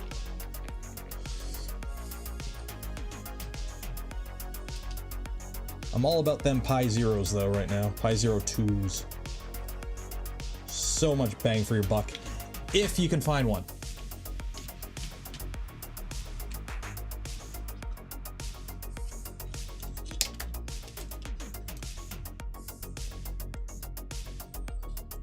If you can find one.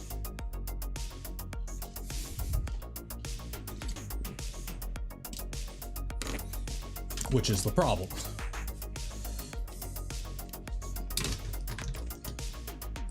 Found a Pico. I only have 1 Pico. Or do I have 2 Picos? No, it was a Pi Zero. The Pico I used for the 80XL board.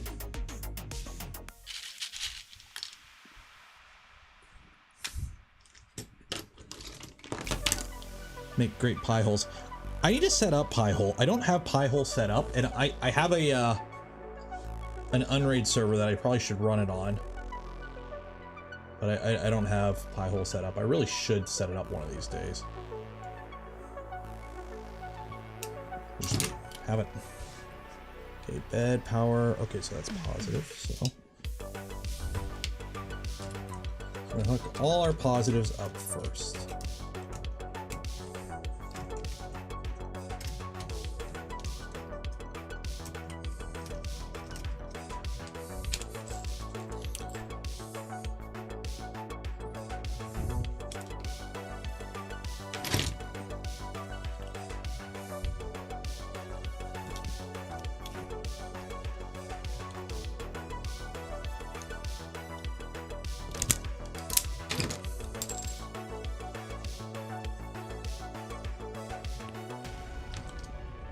Takes 10 minutes to set up. I know, I just haven't gotten around to it.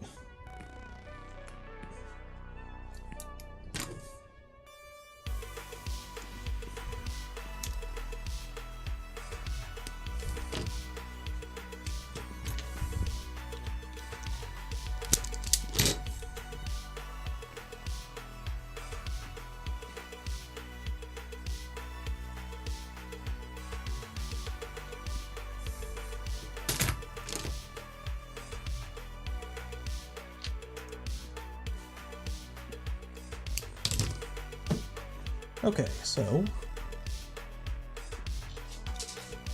this one goes in there on the bottom, and this one goes on the top.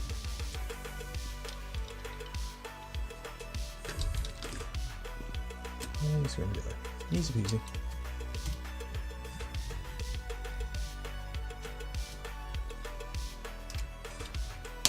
And then this one goes on the bottom. It's also a positive, yep. Make one more of those jumpers.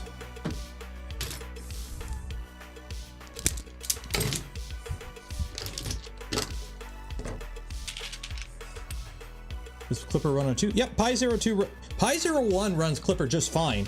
As long as you're using mainsail or fluid as your interface. You can run Octoprint, but it's kind of heavy for it, so I'd recommend don't bother.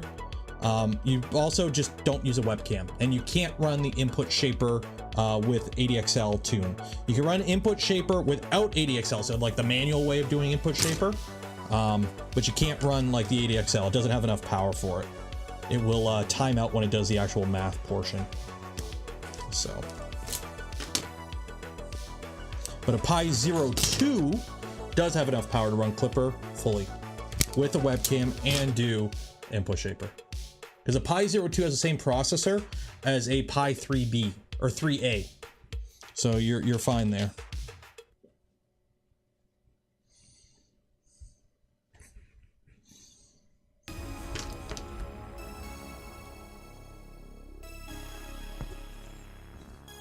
It's not like you can get any. Well, that's the problem. That's the conundrum with a Pi. Is finding a Pi.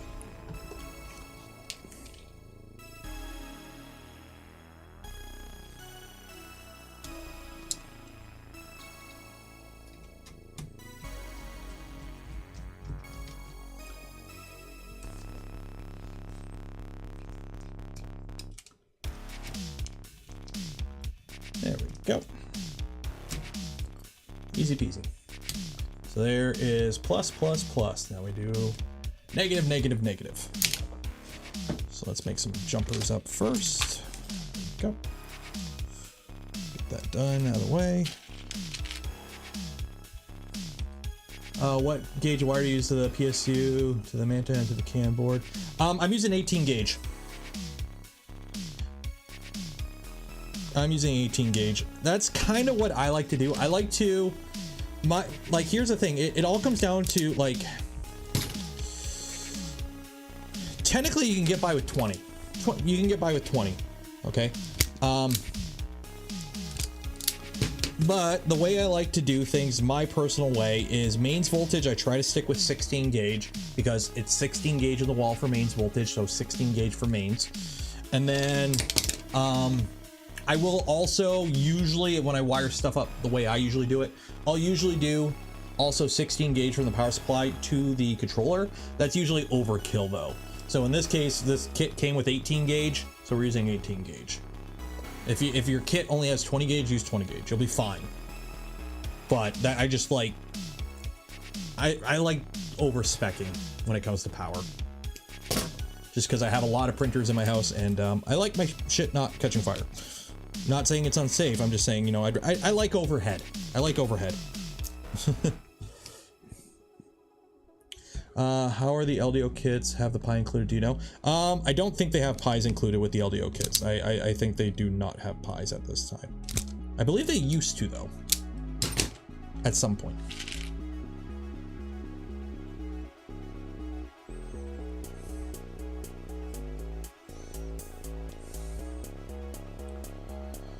Electricity is not our friend, that's why we imprison it. Yep. You do not want the angry magic pixies escaping from the walls. You're gonna have a bad time.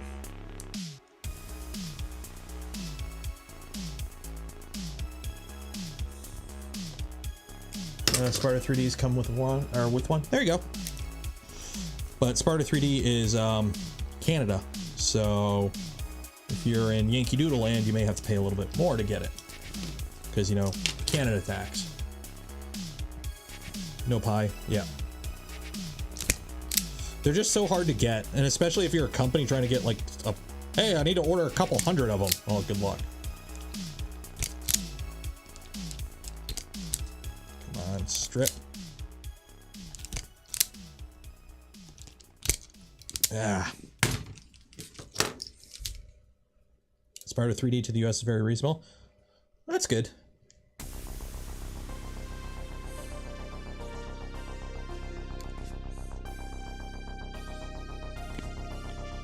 Nothing is worse than when you go to strip a wire and it just stretches the insulation. You're like, come on.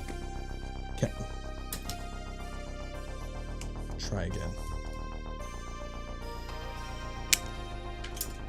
It's too short.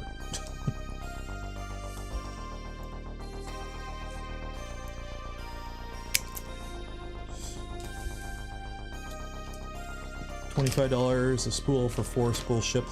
Okay, that's not bad. I wonder how much a kit would be though, like an actual full Voron kit.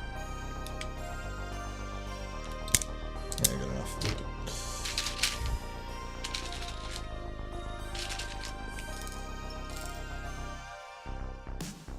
I integrated a Pi into a product that sells about 100 pieces a year. It sucks.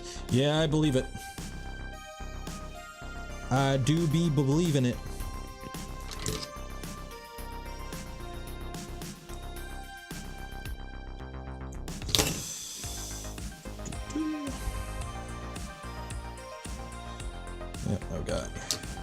If all goes well, my kid's Halloween costume will be done mid-week.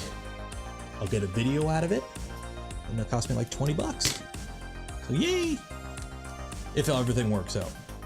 So, the AdSense might cover this, if we're lucky.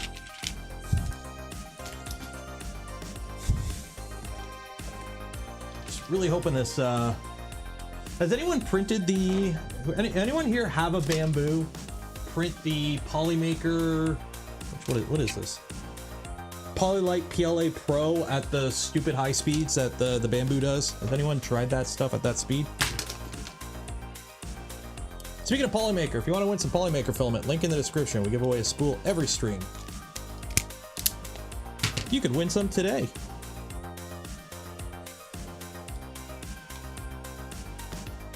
Wire stretchers. Did you accidentally cut a wire too short? Just use your wire stretcher and stretch it to the right length.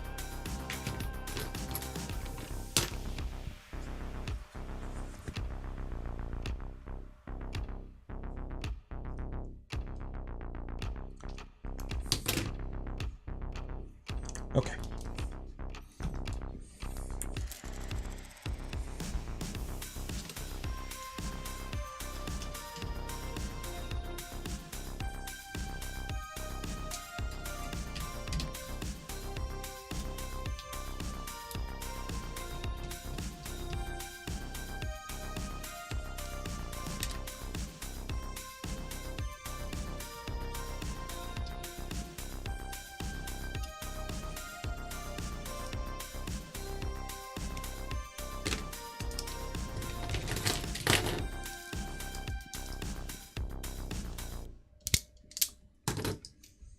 By the way, you want to know how many times I've grabbed a wire off my desk to strip it, only to realize I grabbed a piece of filament after I sit there and, you know, just cut it in half, and I'm like, oh, wait a minute, that's not wire.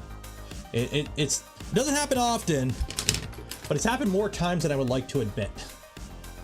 So try not to mix up your wire and your filament offcuts. Cut it twice and it's too short. Cut it once, too short. Cut it again, still too short. Okay, so let's loosen these up.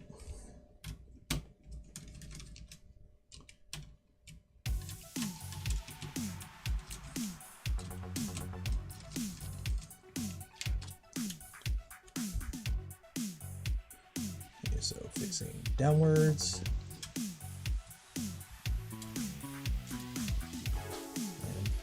Upwards.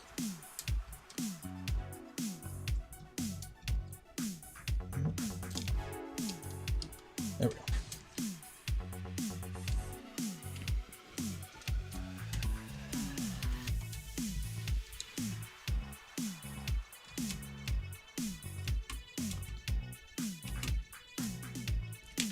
And this one. facing downwards and facing upwards.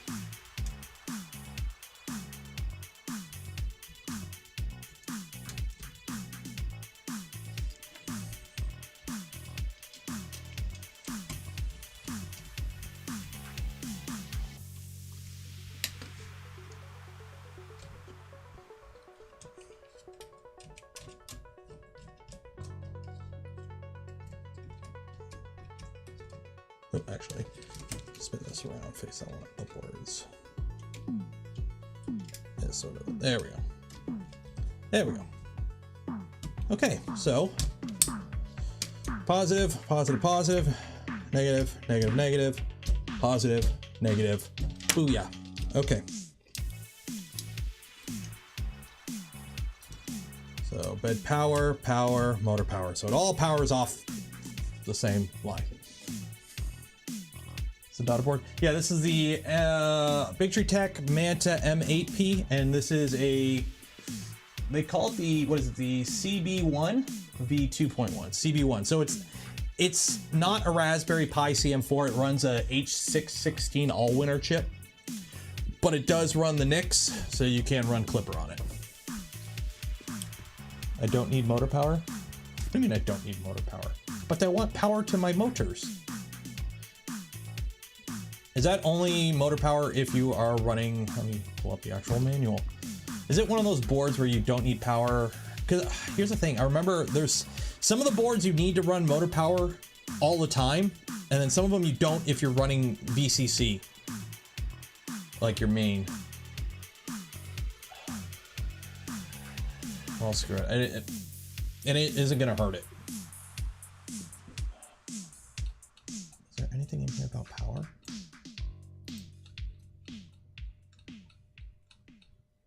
There's a jumper next to each driver. Power in. Yeah, it just says power in.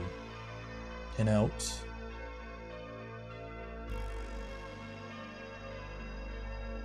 So Steve, did you wire up one of these? So I don't need to run. So basically I don't need these last two, essentially. Is that what you're saying?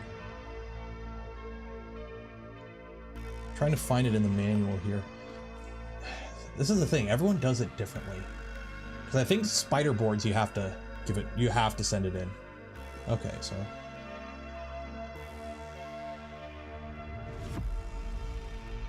proximity, that, yeah. Raspberry Pi, blah blah blah blah. Oh my god. Okay. Answering a question. I use the maker base. Oh, you use the maker base. Okay. So then where is the USB normal stepper driver? Okay, so there's normal. There's that one. SPI mode. Okay, no. Diag. Okay, selection for power supply. So I can't bloody read that. What is that? VBB? Okay, what's VBB mean? Like, well, it doesn't here. It doesn't say anything about. Okay, VBB. Okay, so there's VBB. Okay, so yeah, so if I don't want high voltage, wow, great documentation, Big Tree Tech. Like, oh, okay, so this is VBB in your really shitty font in red, white with black outline. So yeah, so, okay, so I don't need that last jumper. It is in there? Okay. Well, I'm not gonna go dig through the whole thing. So let's clean this up a little bit. So we don't need that last one. And it is set to VBB by default. Okay, so move this, move that, move this, move that. Yoink.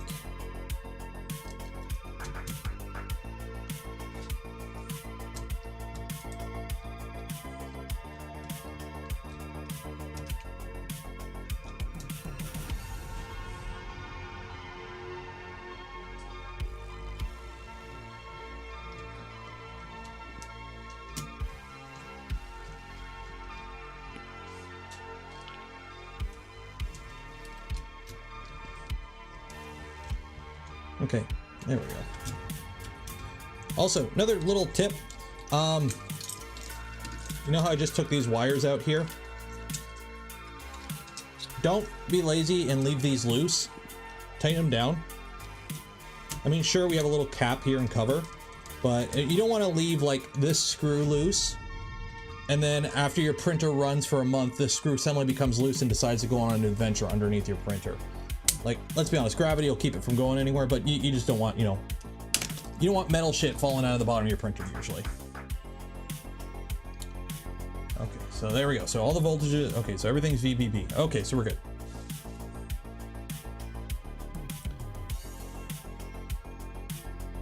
You ready for some pin numbers? Yeah, we'll have to play through that. There's a small paragraph. Okay, well, where is the small paragraph? Is it at the beginning? Is it at the end? Motor, oh, it's probably in all this.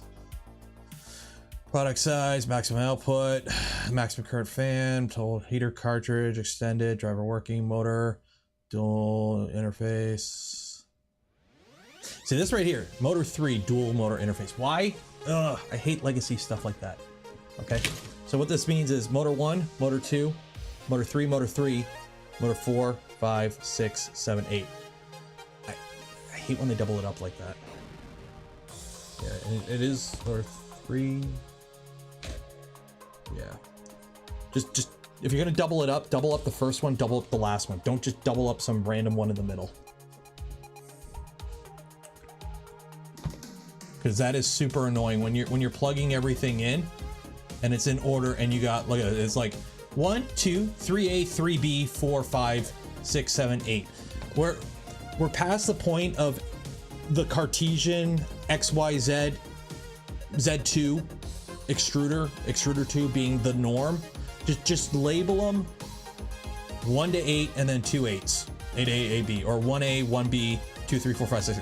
Like this arbitrary doubling up the third motor because the third motor is usually Z on an 8-stepper board. Like, they're just numbers, they're just pins. We call them whatever the hell we want to call them. Don't double up the one in the middle, because I'm like, it's an 8-stepper board. Okay, stepper 1, stepper 2, stepper 3, stepper 3. Ah, shit. Okay, I gotta go underneath and fix because everything shifted one to the right. So it helps board layout.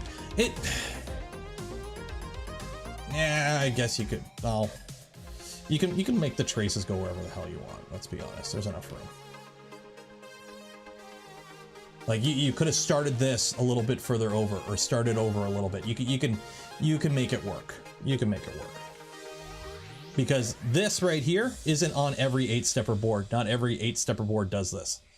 A lot of them just have 8 headers. You have 8 headers. Why are you doubling up a header? Why? Do you think I'm going to run I'm going to put this in my Prusa Mark III, run both Z motors on the same stepper, and then run, you know, 1, 2, 3, 4, 5 extruders manually? Is that the setup they envision when they include a doubled up Z motor on an 8-driver board? With a tool head that has its own stepper? Sometimes it's okay to stop supporting legacy setups. It's an 8-stepper board. You're not going to double up your Z drivers.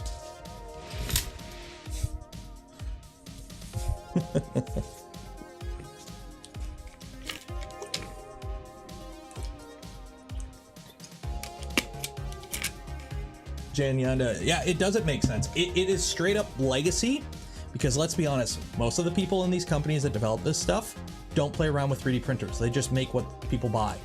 Like, look at Creality pumping out the same shit all the time. Do you really think the guys at Creality actually use 3D printers? Like, sir, complain a lot. I mean, you're complaining? Hey, if I didn't rant about anything, I could have just been, hey, okay, why it got double, okay, moving on, and then we wouldn't have content for 2 minutes. It's all content. It's all content.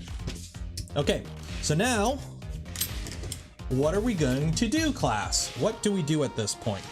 We've now wired up, unplug that USB. We've now wired up our Octopus, or our Manta, to power.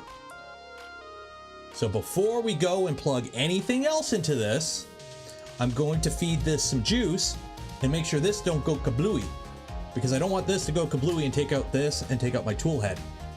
So someone's not getting kickback from Creality. I don't think anyone is right now, because the amount of Creality is dumping a ton of money into agencies trying to get YouTubers to do content for them. Because I've gotten like a dozen emails from Creality affiliated reps and companies, like, you know, promotional companies. And I'll be honest, it's getting kind of annoying, because it's all the same thing. It's like, oh, we represent Creality and we want to do a promotion and we want you to do this integration for this long for the Creality, whatever generic V-wheel bed flinger they're making this time of the month.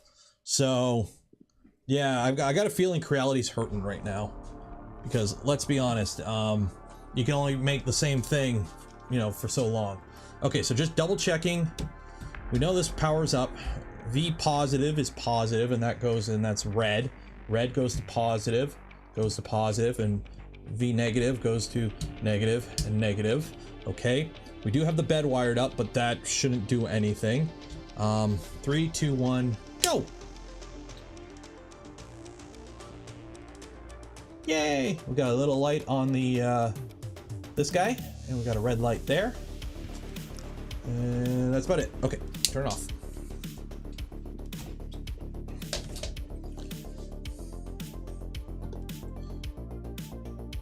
All hooked up, you want to get that SD card in. They aren't easy to get in after the fact. Where does the SD card even go on this thing? Oh bloody hell, where does the SD... Does this even have an SD card? Where does the SD card go in this thing? Oh, it's under here.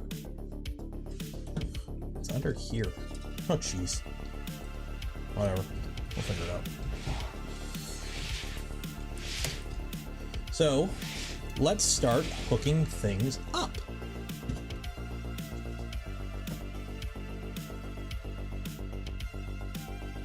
And one towards, there's one under the CB1 too. I didn't think this doesn't have an SD card, does it? Yeah, it has 2 SD card slots, one for the CB1 has an SD card slot? Is it underneath? It can't be underneath it, is it? It does. Oh shit, so I gotta take it off. Oh, whatever. Do that later.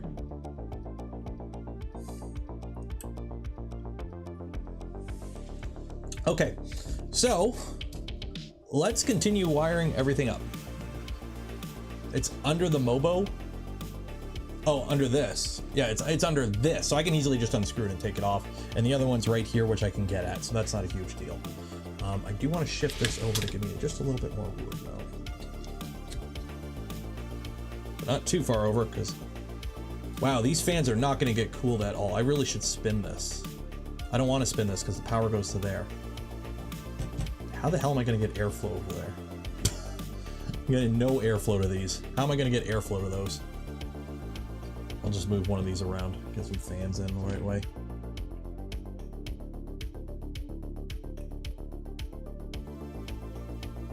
Oh, it's under the MCU? What?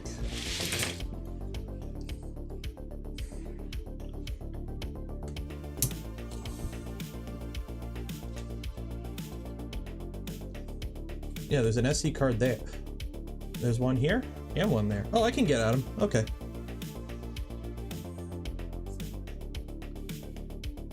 Okay, but I gotta flash the SD cards before I put that in, right?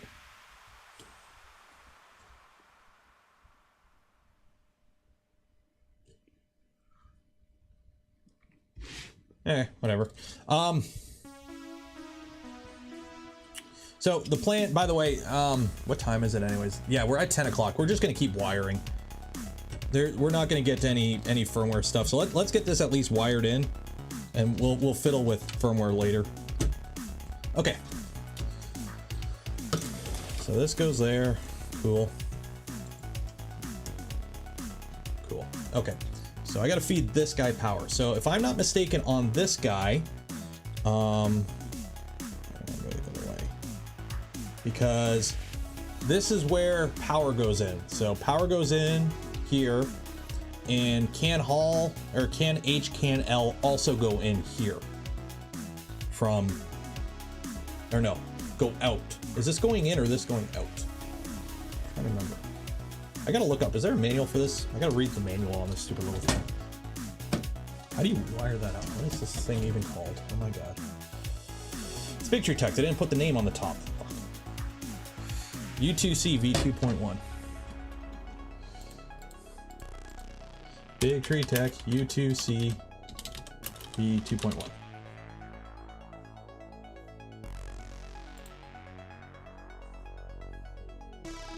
What is that extra board for? It is a, you connect that to your MCU and it allows it to speak CAN bus, basically. That one you only need for 24 volt and ground. Okay. So we'll put this here so that that goes there. And then I'm assuming it's either this one or this one feeds this guy, which goes to the tool head. I'm assuming. Why do I have another USB on here? Jeez. So we'll have this go here. Damn it. Okay.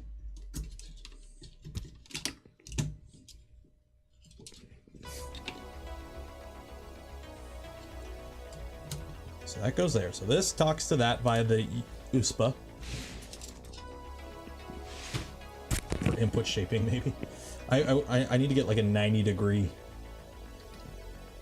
Wow, so much room. You know what? We're gonna turn this around. I don't know. Yeah, we're gonna go the other way.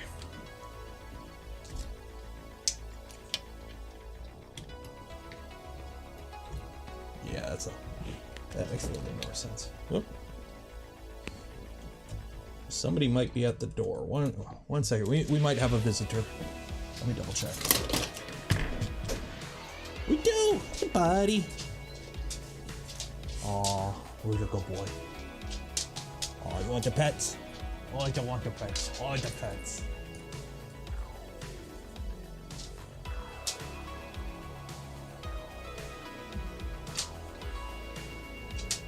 Oh, it's a good boy. How you doing? You doing good? You're getting hair all over my printer room? Okay, bye-bye.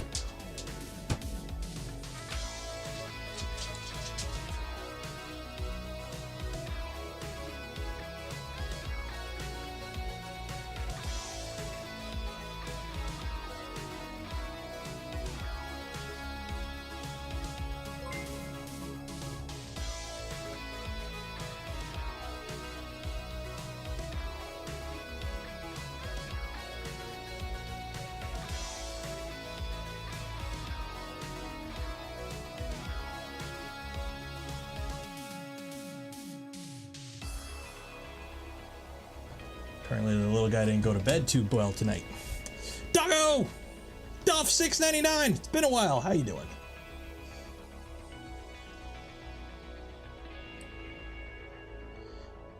So yes, some boards you can talk to U2C over, but I believe this board cannot. That's why this exists. So basically you plug your, normally it would be like a Raspberry Pi, would plug into this via USB, and then this would basically control the CAN bus at the tool head. So I believe this board you can't just connect CAN bus directly to, as far as I'm aware. So if I'm wrong, I'm wrong, but this came with the kit for a reason. So what are these? These are, okay, that's that. So we need to feed power to this. Yeah, U2C is required, yeah. And I don't think there's U2C available on the Manta.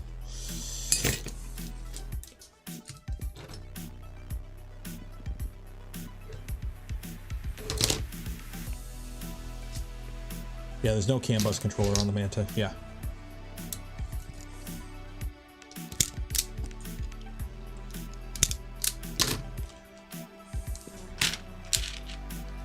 So that converts, basically it converts the signal that you need to talk to the tool head. Octopus Pro has it. Okay, yeah, so the Octopus Pro, you don't need this board, but the Manta you do. So either you sacrifice room having a so you know you're gonna have an extra board somewhere in here. Personally, I would go with an Octopus Pro with a Pi 02 connected to it, and then do it that way, maybe? Don't worry, they release a new board every 3 months. Yeah, that's true. Old Big Tree Tech. Oh, we're out of this chip. Let's just switch to another and redesign the whole board. Are we gonna use the same pinout? No cross compatibility. Redesign everything from scratch.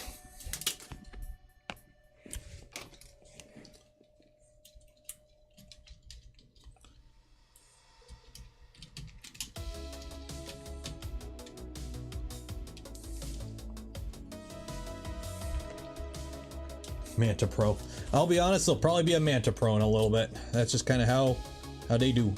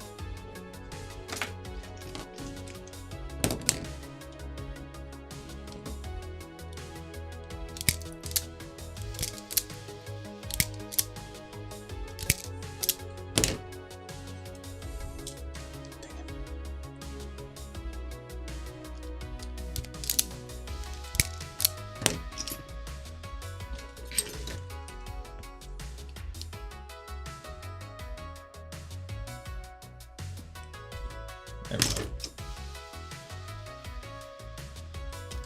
And now we got to get everyone's favorite connector on the end of these wires.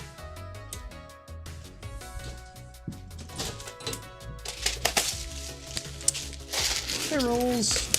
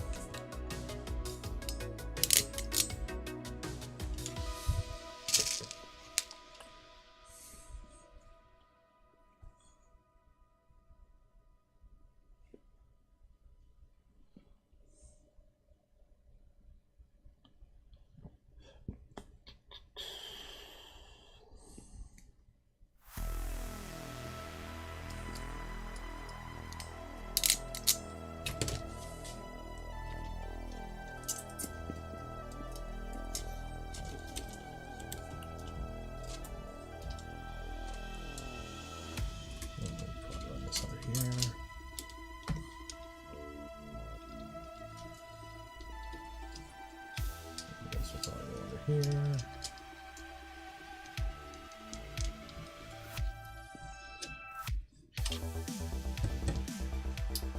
This, can I put a little zip tie holder under there? Some wire management.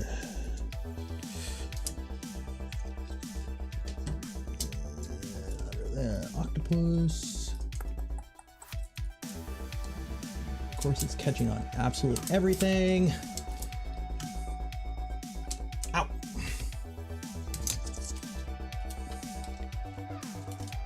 There we go. Hey, okay.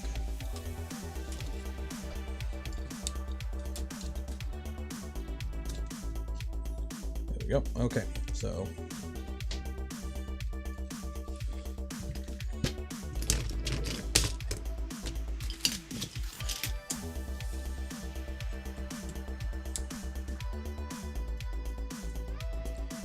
So 24 volt goes in there.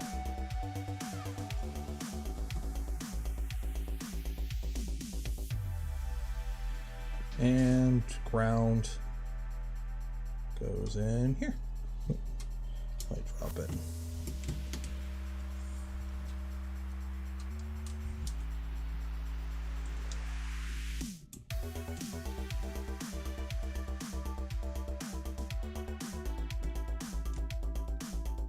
Okay. Now, this isn't plugged in. Let's plug it in again and make sure we get some lights before we connect it to the tool head.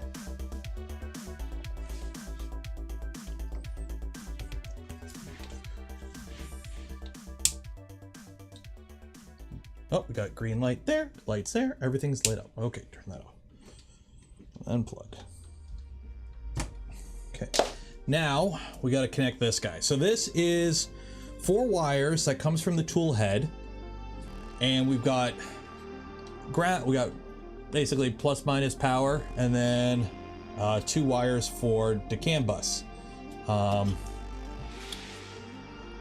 So it goes into one of these 2 ports, I believe. And I don't know which one is which. And that's kind of annoying.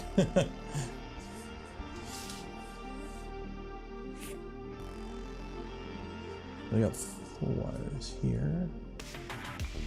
Because white is hot. I think we did white hot. What do we do? White hot, green ground, and then the other 2 wires are the CAN bus.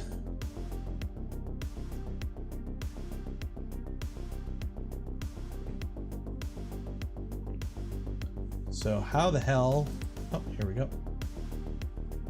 So I gotta find the stupid, okay, I found an eBay page. Where is the wiring? Okay.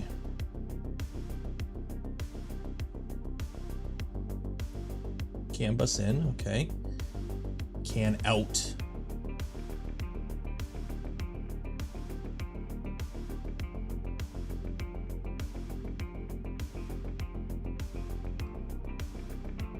What's the difference between these two? Oh, 1.0 and V1.1. So I'm assuming this is V1.1. So which one am I connecting it to? That's a USB port. And this is a USB port. Do I connect it to the USB? What? What am I connecting it to?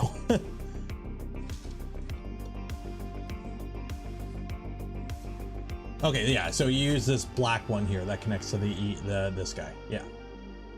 So the Octopus Pro, we don't have the Octopus Pro. The Octopus Pro would connect into here, but we don't have that. So we're connecting from the Raspberry Pi, which is the, whatever the heck the big tree thing is called. That connects into there, and then this black one connects in there. So the question is, what is the wiring on the black one? What is the wiring on the black one? Where is the pinout? Show me the pinout. Tech. Goes into the CAN bus port. Which CAN bus port? There's 8 CAN bus ports on this thing. Go up, dude. David Knowles.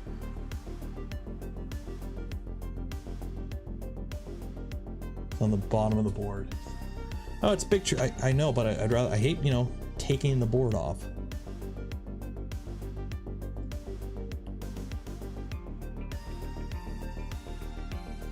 I know it's the black one, I'm just the wiring on the black one. Which is... Oh, there you go. Wheels, ground, CAN out. What?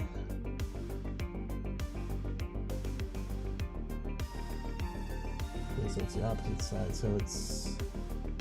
Oh, this right here? No, it's... Let me pull up the actual Big Tree Tech freaking docs instead of a random YouTube page or eBay page.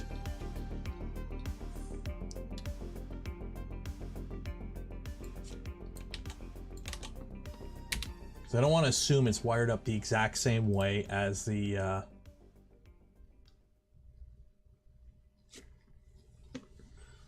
board, because you do it wrong once and you don't have a board anymore. So there's that. Okay. So I need to connect it to this guy.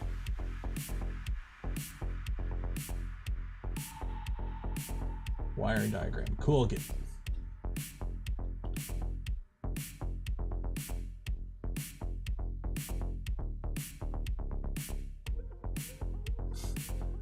They literally don't tell you the pinout. Good job, BT Tech. Good freaking job. Okay, well, let's like get it to at least size. So.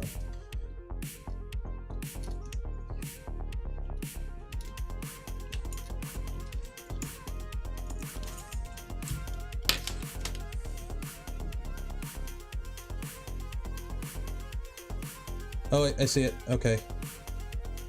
Oh, they do have labeling on the bottom.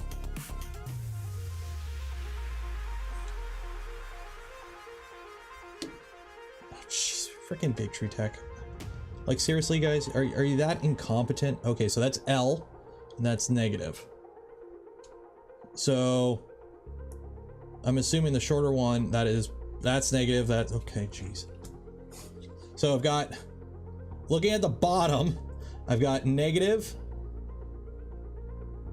positive, LH. So negative, positive, LH. Okay, so that's negative, that's positive, that's L. Negative, positive, LH. Good job, Big Tree Tech. You guys know exactly what you're doing in the world of designing proper electronics that aren't, you know, stupid AF in your documentation. We're gonna cut this here. Chomp. Oh, that's a thick reinforced boy.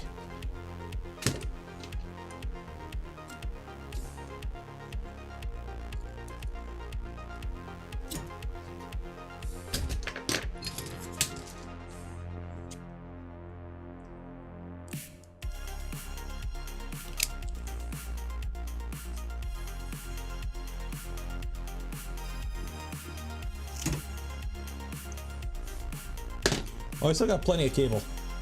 I don't want to know how much this cable is though. This cable don't feel like cheap cable. Put it that way.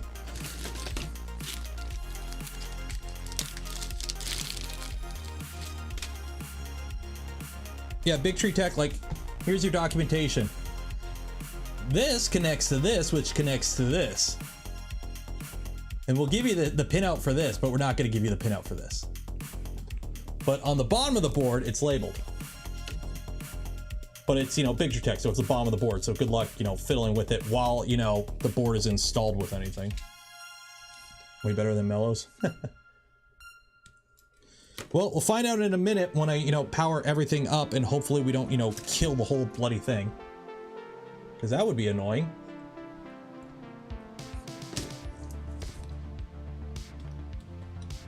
I hate cutting through these sleeves.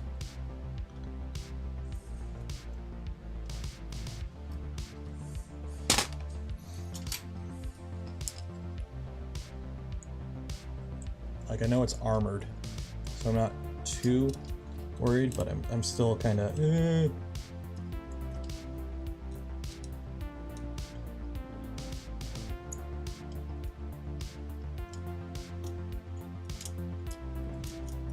X-Acto knife, just kind of okay.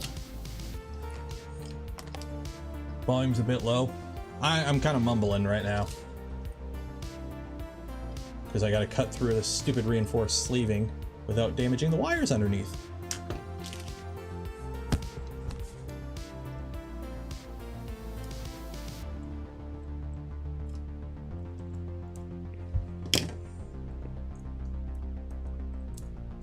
Go.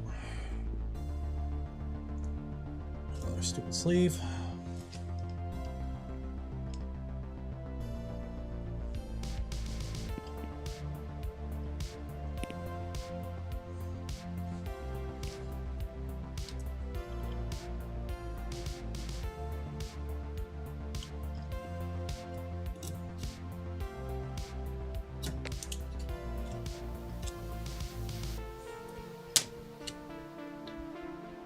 There we go.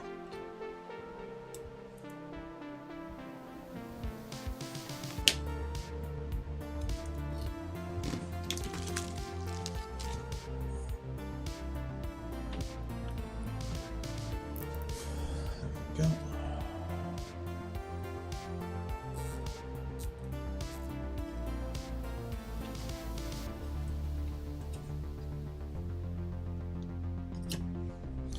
Okay, so let me put the X-Acto knife out of the way so I don't slice my finger open, because that would suck.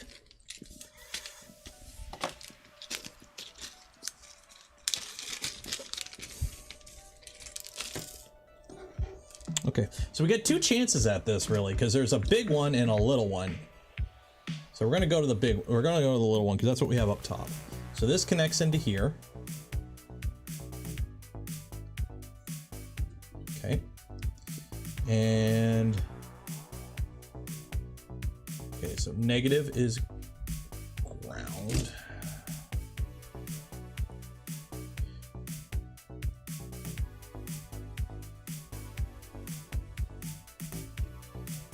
Is that one?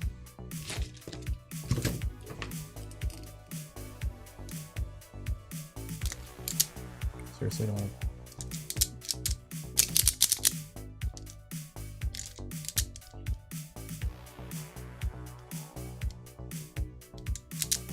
These things are junk.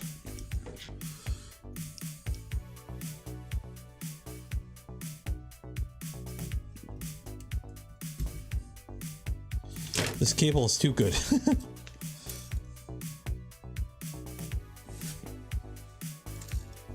we go.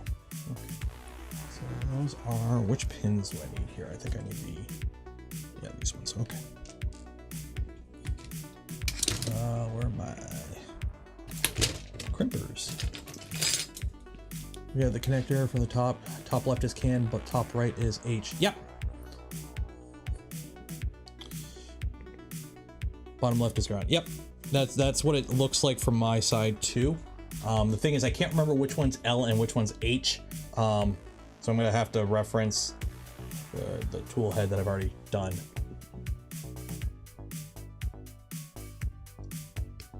Because I can't remember if it's brown or yellow.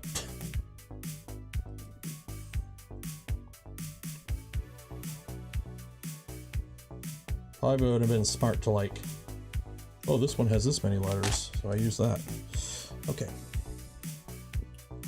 So this goes in like, we're going back now. Okay, it's that, and then white.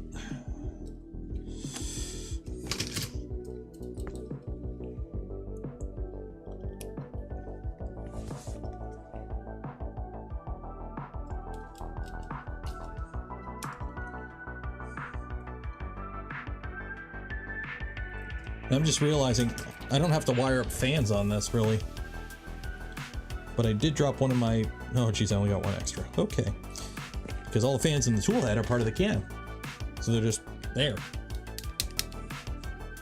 What kind of connector? I don't know. It's like Molex Microfit 3, but it's like it's a 2x2 connector, and I think it's the same type of pin, or pins are the same.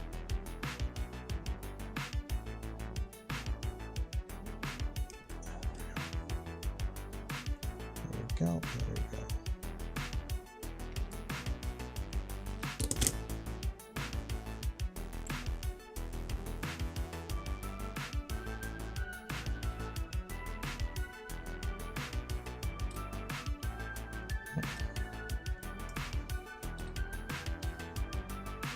Okay.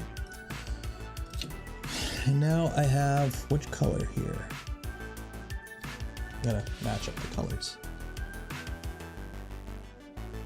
Yellow goes with green, brown goes with white. Yeah, yellow goes with green. Yellow goes with green, okay. Now, it's not like TX RX where I need to cross them, right? It's not like TX and RX where I need to cross them, I believe. So I connect L to L and H to H, I believe.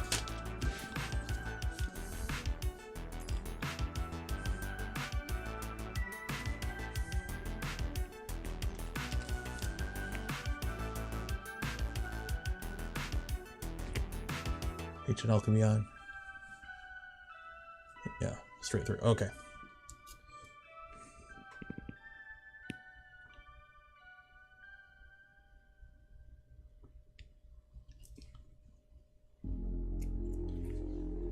Oh, David's here. Everyone say hi, David.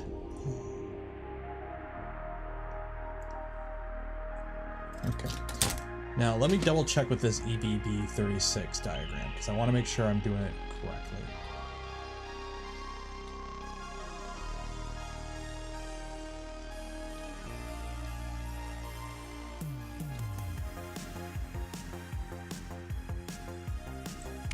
That one, Vin is H, and ground is L.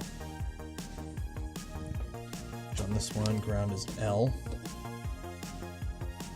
Yeah, ground is L. H. So I'm assuming that's a...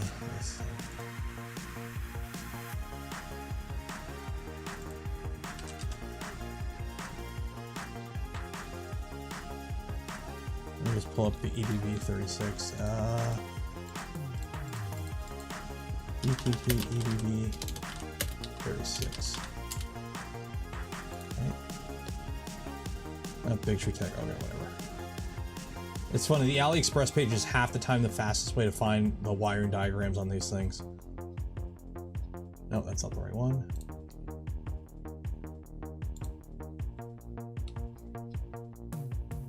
Okay, so ground is, yeah, L. Okay, so it's the same.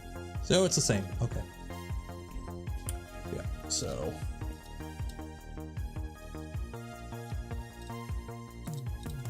Sweet. Check it with the meter. I don't know where my meter is, so our meter will be if I get a new clip for the intro or not. That is going to be our meter.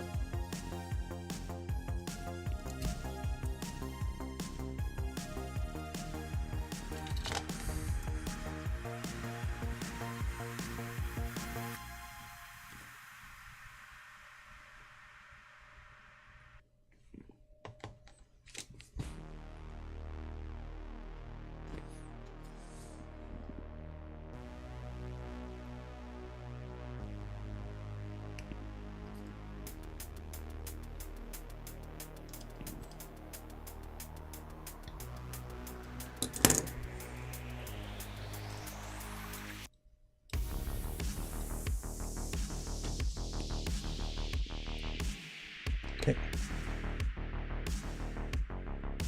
So that goes into there. So goes there. So if all goes well, when I power it up now, I should get a light on the tool head board down here.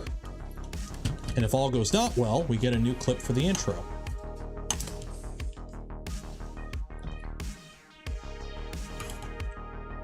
So let me get some power here.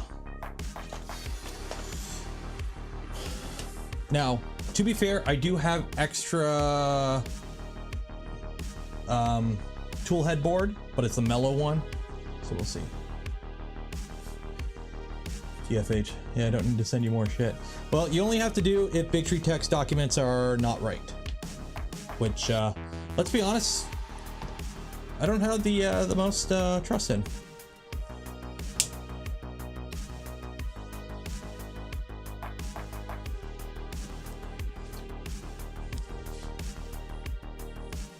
That's a green light.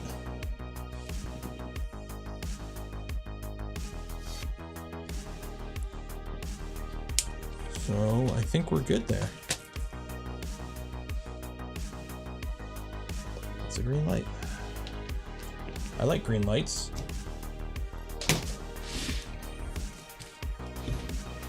I like green lights. Good. Good.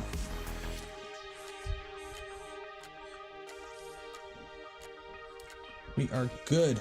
That's good. That's good. I like that. Because if I screwed it up, I would only had one more chance to wire it up because I only got one more connector there. I love how it gives you this to connect CAN bus. It gives you this to connect CAN bus. It also gives you like 2 other ways to connect CAN bus on it. What you have like a billion ways to connect CAN bus on this thing. Like you have what? Let me pull it up here on the docs. Yeah, you can connect the CAN bus either here, here, here, here, here, or here. Like, why do you have like 20 different ways to connect CAN bus? Why? They're back. I'm gonna show one because it's been a while. So chat. The sex bot is back. The sex bot is back. It's been a while. Let me report you. Be gone. They're all flagged. They're all flagged. YouTube caught them all. Like, they still, you know, were here in the stream, and it was annoying, and I had to kick them out, but they were still here. It's been so long since the sex bots have invaded our privacy of the stream. I miss them. It's been too long. It's been too long. Where'd you go? I missed you so. Okay, so now I need to find the little wires to connect tool head board. I know I had them. There they are. Cool.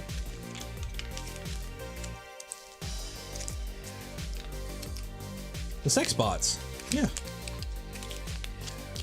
One Z wire.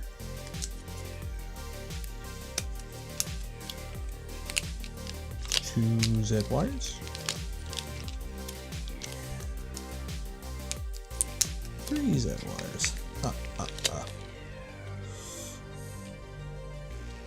Hopefully one of these is much longer than the others. They are not. Why are they so, I need one that's longer. Okay, well, we'll make it work. Overhead view. Okay, so how am I going to wire this up? Z1, Z2, Z3, XY. Cool. What is the order of Z motors on a Trident? I'm assuming it's starting in the front left. 1, 2, 3. Rotating clockwise, because that's how it is on a V0. Well, or V2. So it's actually 0, 1, 2, but.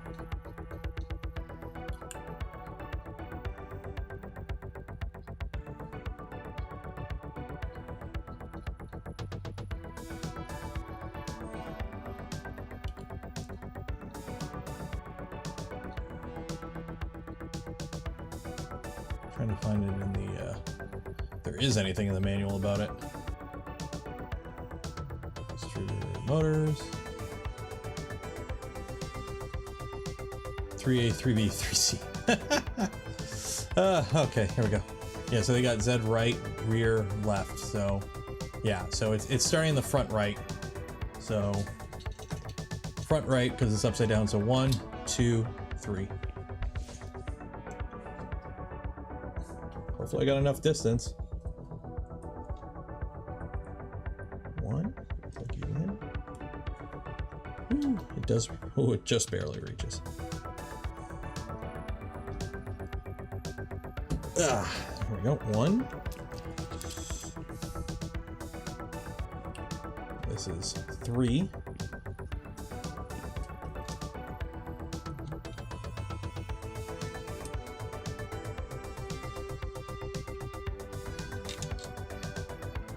Now, should I plug it into 3A or 3B, guys? Go 3B. Go 3A. Actually, we'll do 3B. We'll do 3B, just so we don't confuse it. There we go, 3B. And then now, this ain't gonna work. This ain't gonna work. I need my wire stretcher.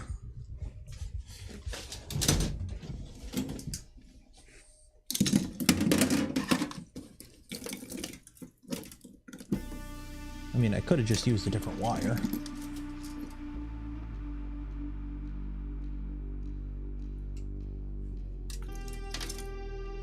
Dang it. Oh, is that one? Nope. Shoot.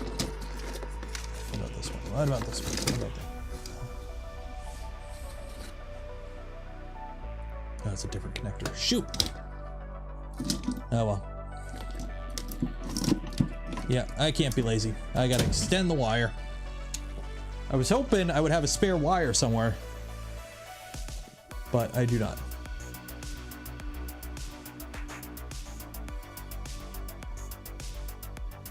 Wrong spot? Why? Motor 1, motor 2, motor 3. I'm gonna just reassign the pins. What kind of shenanigans? I'm looking for my wire stretcher because this is short by about that much.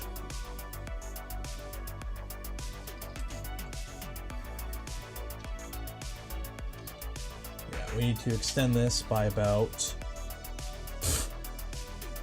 literally, we got to get from here to here, like here to here.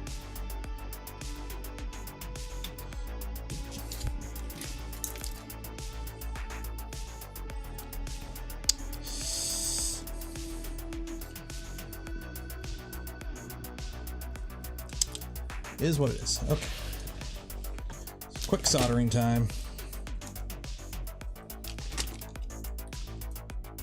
What will 3D reach?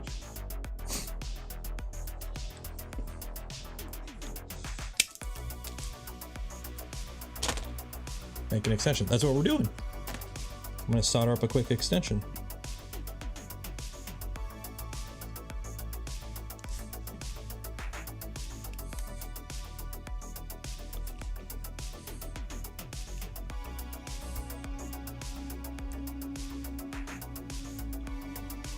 What time are we at anyways? 10:30.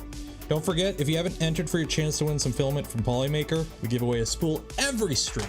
Not just this stream, not just Tuesday stream, but every stream. And then also, if you haven't, join the Discord. We have a Discord, fun little community there. Kind of going on an RC vehicle kick right now with quads and whatnot. But also, when you join the community, you have a chance to win some filament from Polymaker, because we give away a spool every stream. Or what am I talking? You have a chance to win some merch and Polymaker filament because we do a monthly contest. So make sure you sign up so you can join the community so you can win that contest.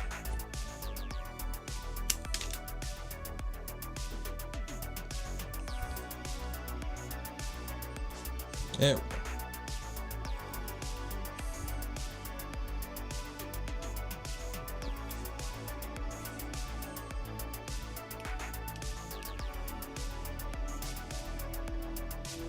LEO kits back in stock at Printed Solid when? I don't know. They had like 3 or 4 sitting on the shelf when I was there. So I don't know. You'd have to. I don't know if David would know or if that's something you gotta wait on. Jason would know.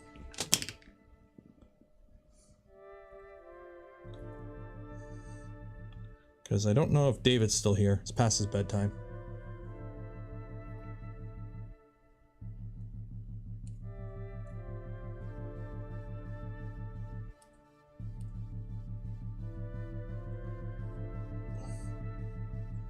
Having a jacked up thumb and trying to twist wires sucks.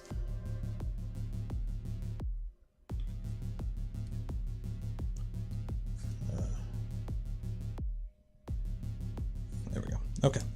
So get my soldering iron out, get my wire, get my power supply, get my power cable.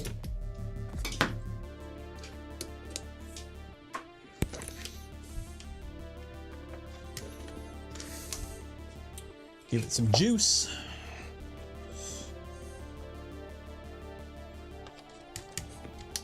Put that on. I really got to buy a pair of helping hands at some point. I got to stop putting that off.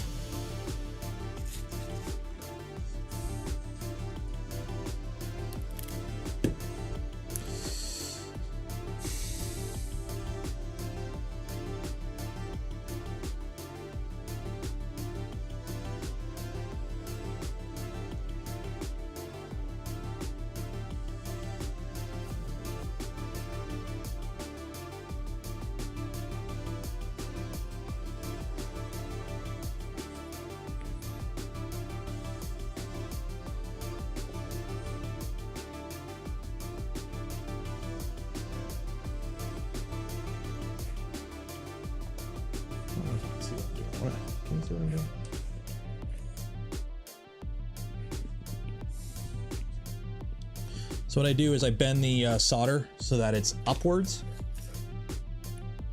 It's still on.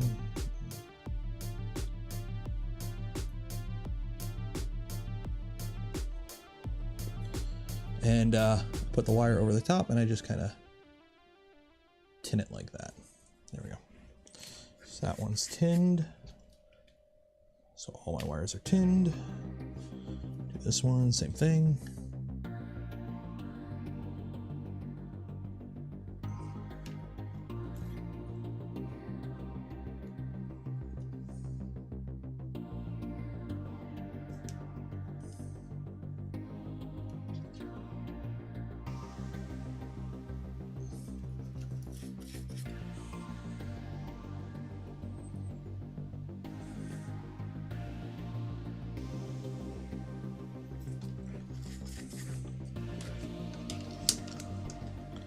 And now,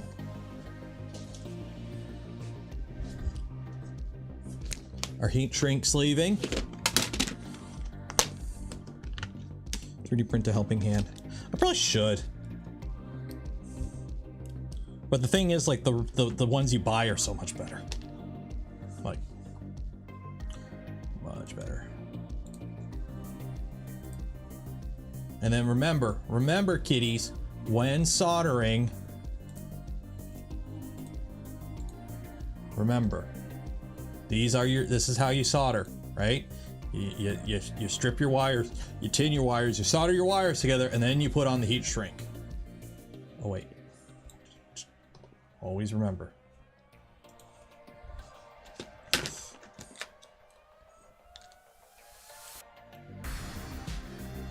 Trying to learn about a print start macro for my 2.4. Have you done a video? The ones I use, I haven't done a video on it because the one I've done is kind of like, the one I use is kind of, I've used it kind of since forever, and it's good, but it's not like the best.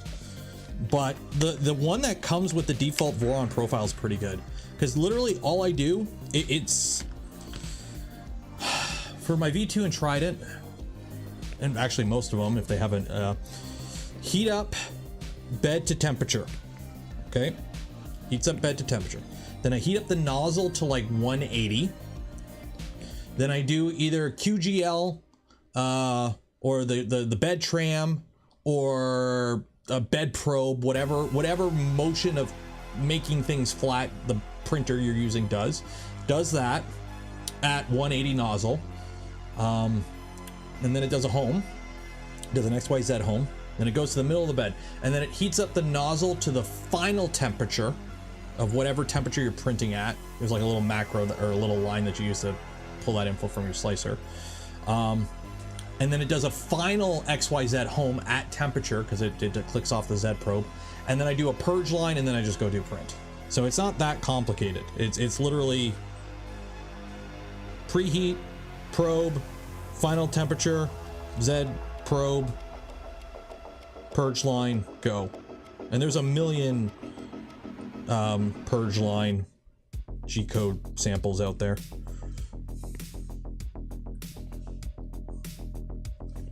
And if I'm not mistaken, the stock Voron config has a macro for that already. I haven't checked in a while because I usually end up just, you know, copy and pasting the same one I've used a million billion bloody times because that's just kind of how I roll. But yeah.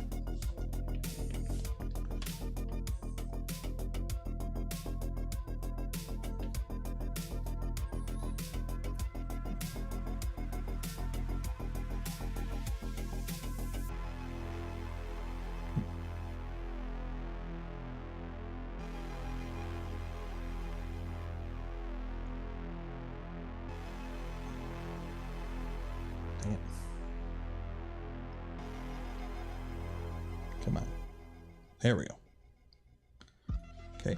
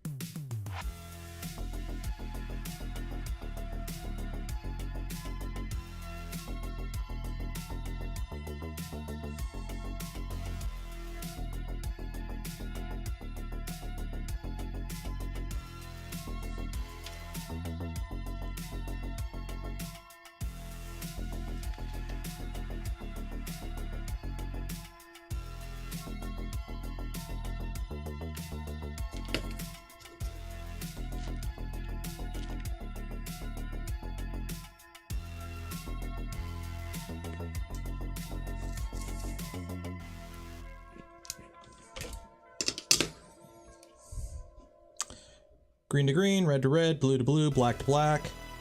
And I think the original connector had the same wire orientation. So it's backwards. So this one I'm gonna have to reverse.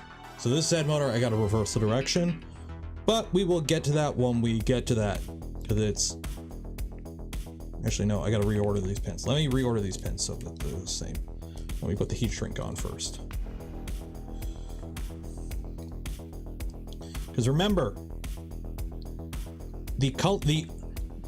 there is no standard for NEMA 17 motors for pin ordering, or for wire color ordering. So 2 brands of stepper motors may use the same, and most of them use black, green, red, blue. You're gonna see black, green, red, blue on pretty much all stepper motors. But the order of the wires is not a universal standard. So one might be black, green, red, blue, and one might be black, green, blue, red.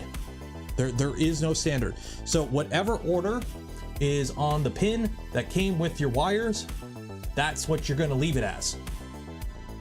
Now, because I've cut an extension off another stepper motor, well, an offcut from one a while ago that we shortened, my wiring order is different. So I'm gonna make it match the set that came with this printer. So that way I don't have to fiddle around with, you know, why doesn't this motor move? Or this motor is moving backwards. Because we're just gonna make it work.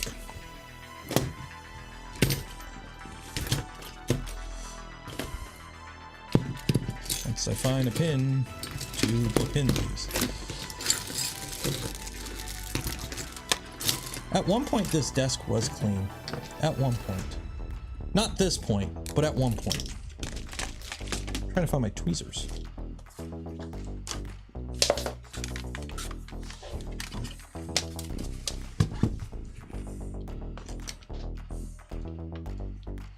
Creality stepper wires are all black. Yeah, don't mix those up.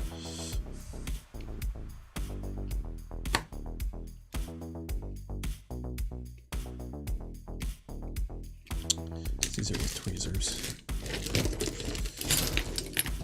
So if you misplace your tweezers, just reach around in the pile until you poke yourself, and that's how you find them. At least that's usually what I end up doing.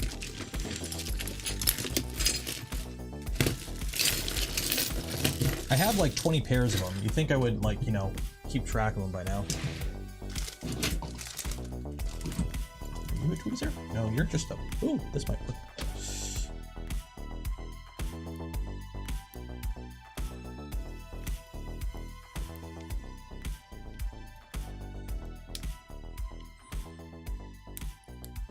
Nope, that ain't gonna work. There's a pair of tweezers.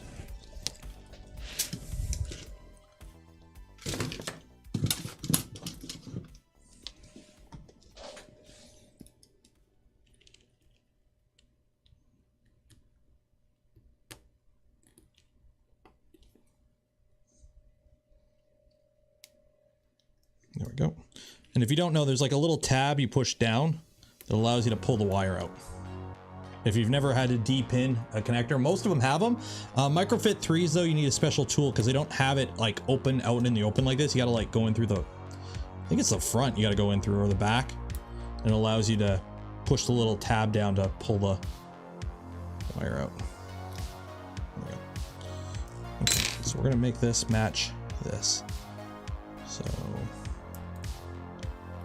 black or red, green, blue, black.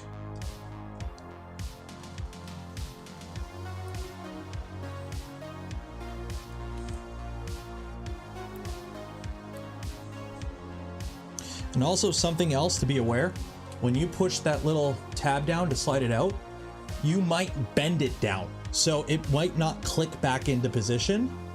So just give them a tug, make sure that it's secure. If you found that that happened and it's not staying secure, pull the pin out, and you can actually just use your like little needle nose tweezers, and you can bend the pin back up a bit, the tab back up a bit, and then put it in and it'll lock back in, hopefully. You know, perfect world and all that. Okay, so Yeah, microfit removal tools are not cheap, and you can break them easily, if I'm not mistaken. I don't have one, so I don't know. Okay, so that goes in there. Over here.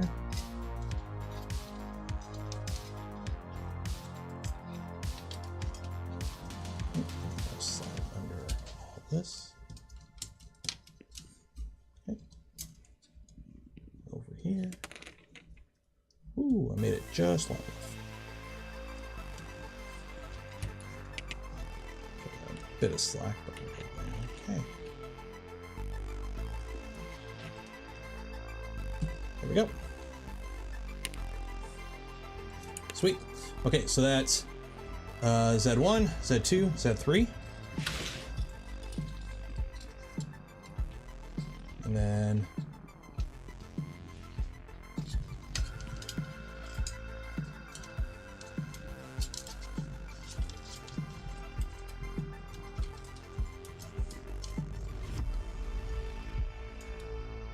this one, which is motor B. So we'll put you over here.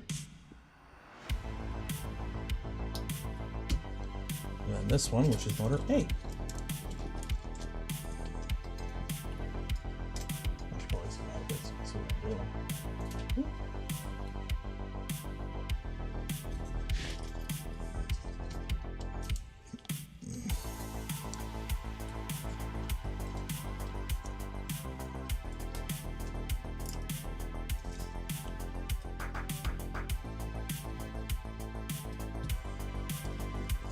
There we go.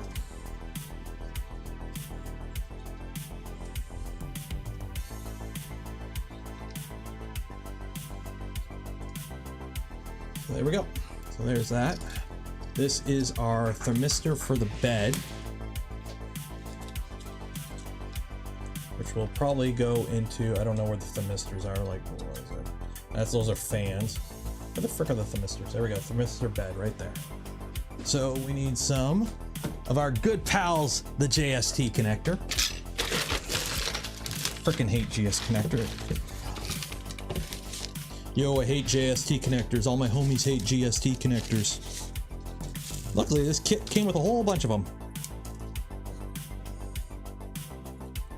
Yeah, don't put a BL touch on a Voron. Don't.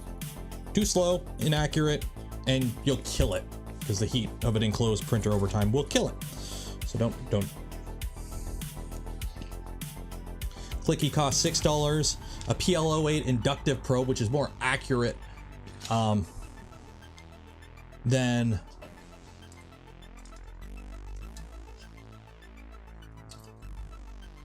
a BL touch, is like, you get them for $3. Like, you don't need to spend that kind of money.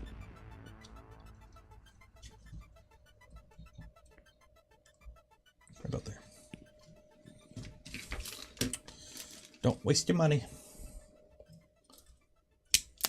Woo.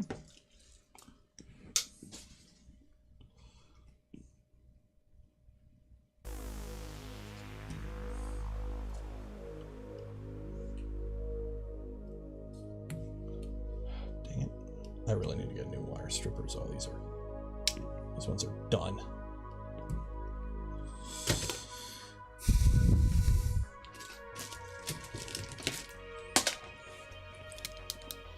Gonna build a new Trident. We're gonna build a new Voron Trident 2.4. If you are asking me because you don't know which one, go with the Trident.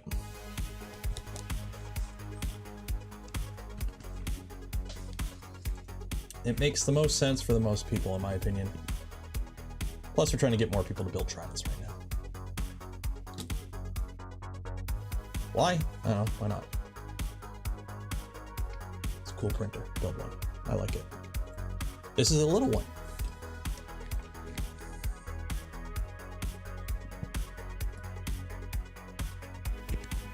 I think that's going to be my now go-to answer. If you're asking me if you want to build a 2.4 or Trident because you don't know which one to build, I'm just going to say Trident.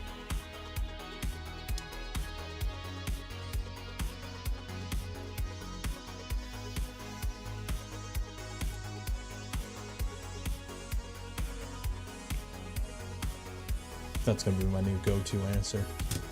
Make Steve happy. Oh, Steve's here.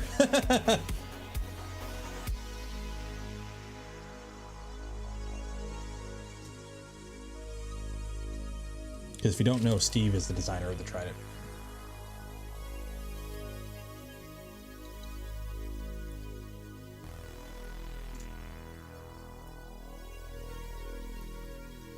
Oh, so there's that thermistor.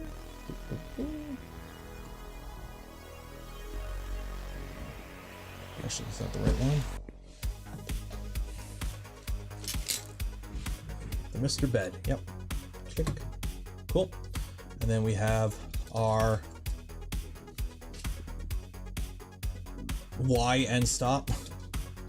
Yeah, Y. Okay, where's our end stops on this bitch?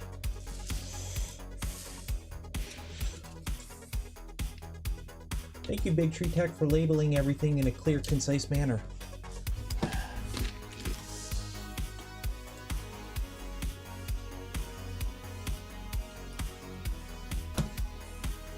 Zoom in.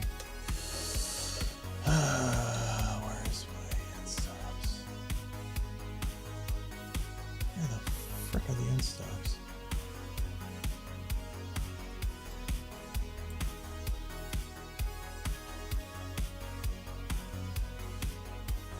Am I blind? Where the frick are the end stops? Expansions. Fans. Motor fan. End stops. What the frick? Oh, they're here. They're here. Okay, these are the end stops. Okay. Pfft.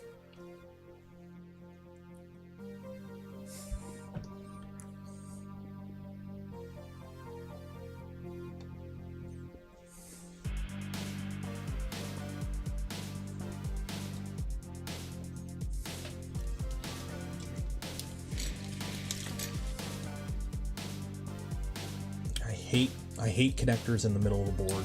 I do not like connectors in the middle of a board. Now what is it? We got, okay, so PF3 ground 5. Okay, so don't plug it into the 5 volt.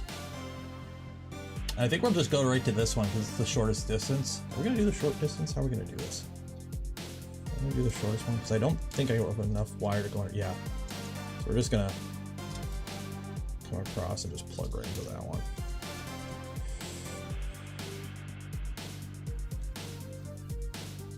Okay, so now I gotta feed this under all this. Yay.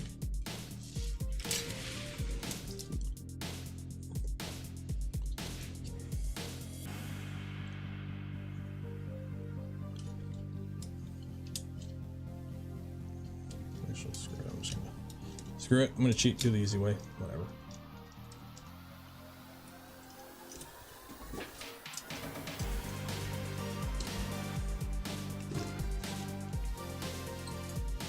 What time are we at? Oh, we're running out of time, guys. And gals. And peeps. And dudes. And duets. And dudettes. There we go, okay.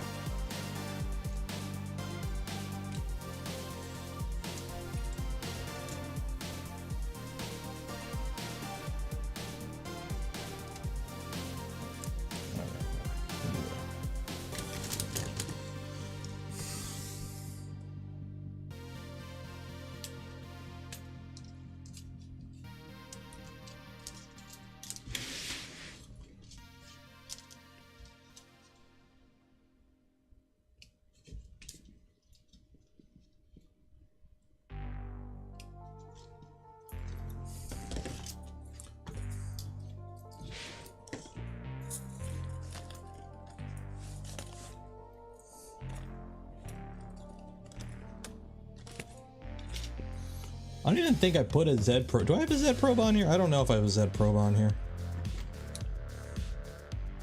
I didn't put a Z probe on this yet. Shit, I still gotta put that. My little clicky Z probe. I don't have one on this printer yet. I gotta build one.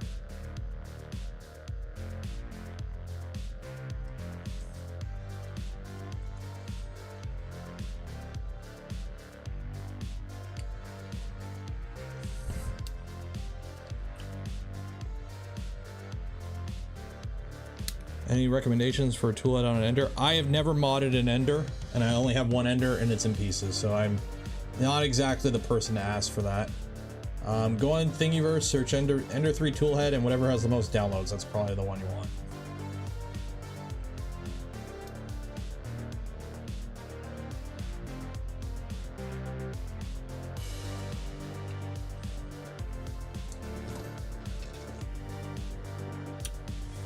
So we want PC2 and ground. We do not want to put 5 volts through this. Say you have a bad day.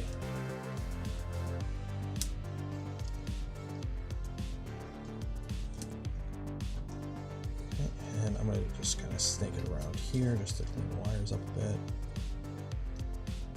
And of course I wired it wrong, so I would have put 5 volts to ground. Yeah, that would have been bad. That would have been bad. Okay. Did it backwards. Easy fix, easy fix, easy fix.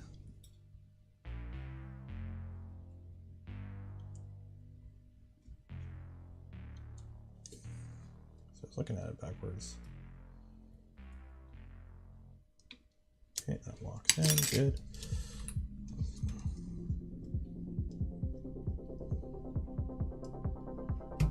There we go.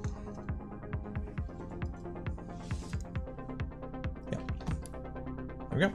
Okay, I think that's it for wiring for this. Other than the fans. We'll put the fans in later. But I think that's it for wiring this guy up.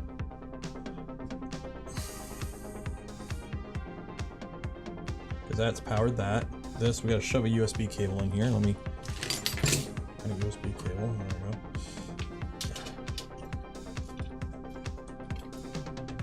You go here. Okay, cool. And you can slide over here.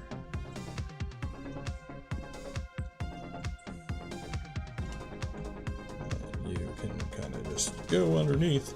See, this is how you do your wiring. You just shove everything under the controller board, and then it's not your problem anymore because you can't see it. See?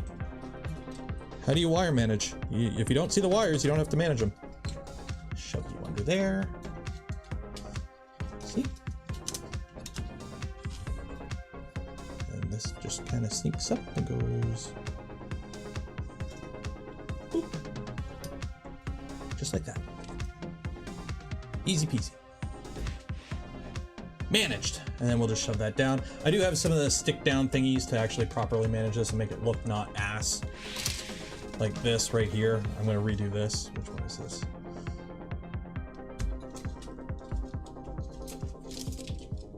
Probably should not have had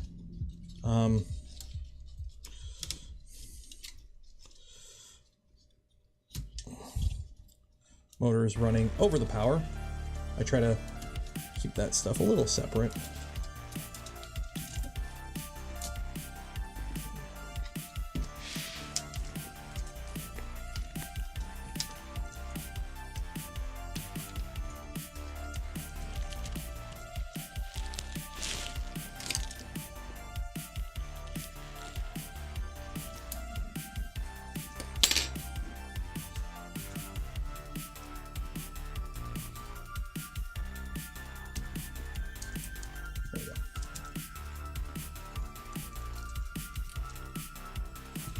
And I know this got to come off anyway, so I'm not going to zip tie anything down because I know we have to take this off to put the SD card and everything. So basically the plan is to get it up and running, and then we take it apart, do all or get it up and running, and then we could wire manage it, because we got to, you know, to get at the SD card on the bottom of this, I got to freaking unhook this and flip it over, because could have put the SD card on the top now, could you, BTT? So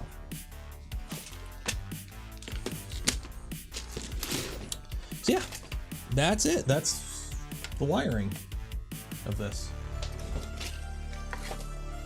So let me get these things off the bed. Holy shit. Ow. Hey, that's the other thing I was looking for.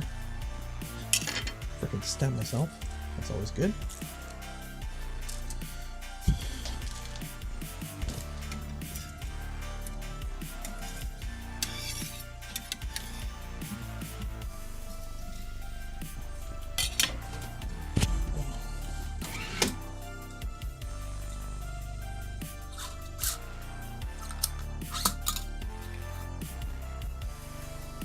know if I'm hearing the little guy upstairs or if I'm just hearing things.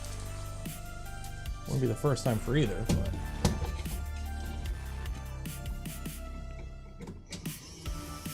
You take that. Okay. So, we gotta get a print going. So, get rid of you because you're annoying. Bye. No, I don't want to say you. This guy. 92%. Hopefully it fits. Or 90%. Yep, PLA.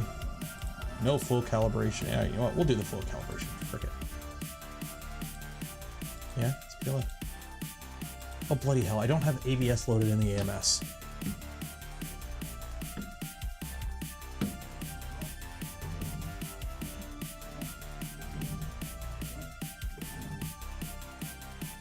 PLA. There you go. Generic PLA. Refresh. There you go. Send it.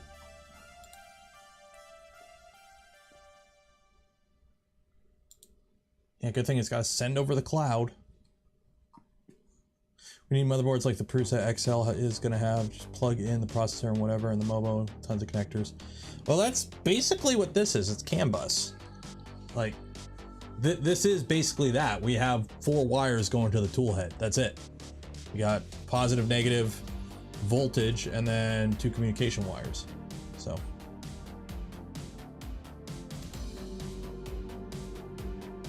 Need to learn wire lacing. Don't need to learn wire lacing. Just shove the wires in. If they work, they work. If they don't work, they don't work. Okie dokie. So let me shove that all over there. Flip this over now. Hopefully don't drop anything. Because now we have the little clippies, so I can actually do some wire managing.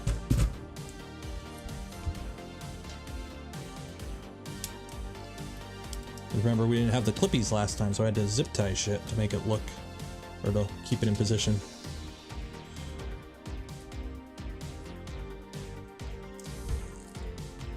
So, you have until I finish doing this to enter for your chance to win some Polymaker filament. Do you want to win Polymaker filament?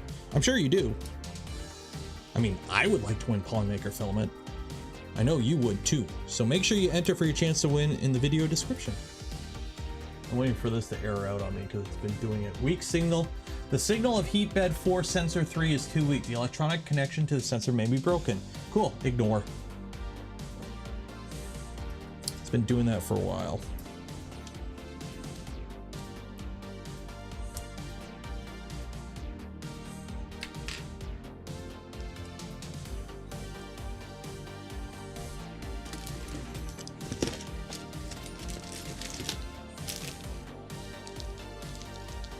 Prusa XL plugs the main board into MOBO with a GPU PCI connection.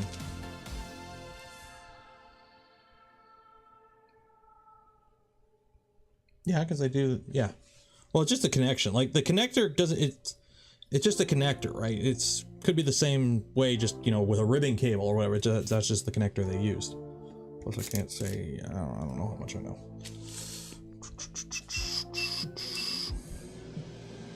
Oh yeah, PLA, there goes the blower fan. Holy shit.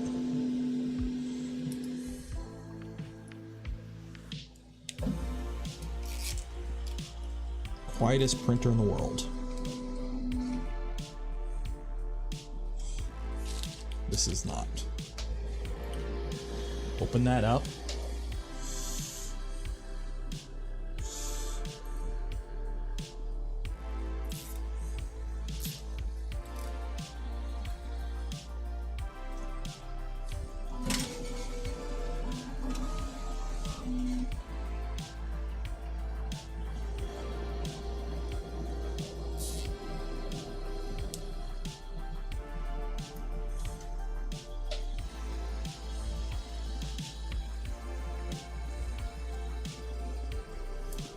There we go. Oh, I missed one right here.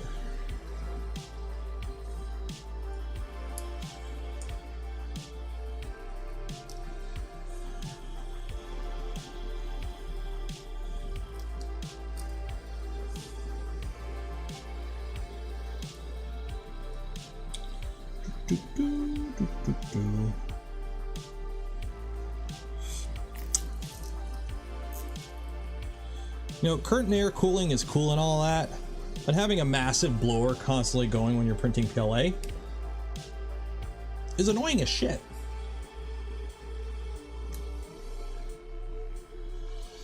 Oh, now it kicks in.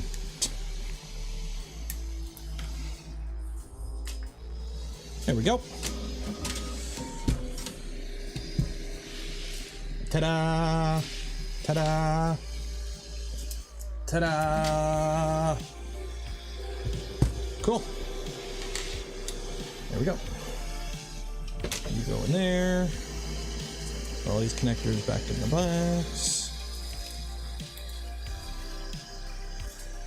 I gotta home the bed again.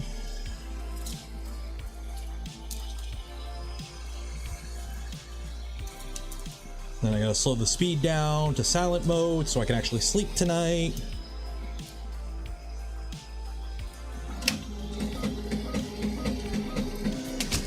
Drop the bag of connectors, let the thing go everywhere. The fact that this door does not open 180. If you have this printer on a shelf and you walk by, you like, this just sticks out. This is it. Like there's 90. There's it sticking straight out, and that's it. So if you have this like sticking out and you're printing, like I'm over here, if I were to like not realize this door was open and just kind of do this to like get something off this shelf here, because I store stuff here.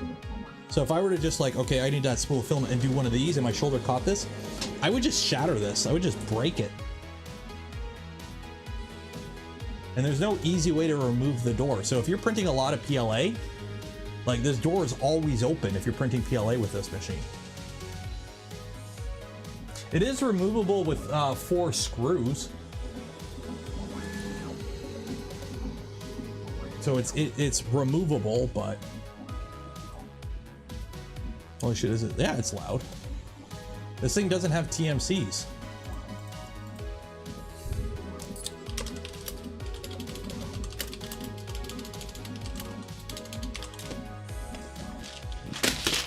Like, it might be fast, but you know what? The XL's quieter. My Voron 1.0 with DRVs is quieter. Like here. Or like it's doing its like first layer bullshit right now. It takes forever. Okay. So every stream we give away filament. This stream is no exception.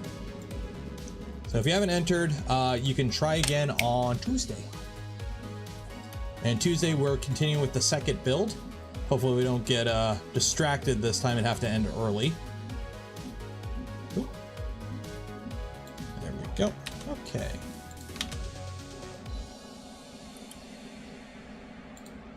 So normally I ask for a number, but somebody always jumps the gun and gives me a number. So I'm just going to use whatever number shows up first.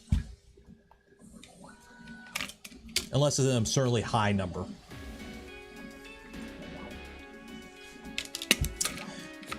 Seven, because I'm not counting to 42. 1, 2, 3, 4, 5, 6, 7.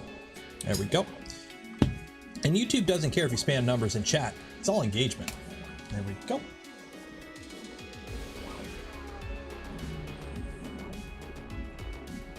Big winner, big winner, big winner. Joker Nut. Joker Nut. Congratulations, Joker Nut. Let me pull you up here. Make sure you are a real person. You are, at least a cursory glance shows you are not a robot. Congratulations, Joker Nut. You won a spool filament from Polymaker. You'll get an email from me after the stream ends with a little form you fill out. Don't email me back your address. Somebody did that a while ago. I don't want to know where you live. I don't need to know where you live for this contest. So, yeah. Pick out your filament, you get to pick, and you'll get it. Just fill out the form. A couple days to a couple weeks, depending on where you live in the world. Yay, everyone golf claps in chat for Joker Nut. So let's just kind of catch up in there.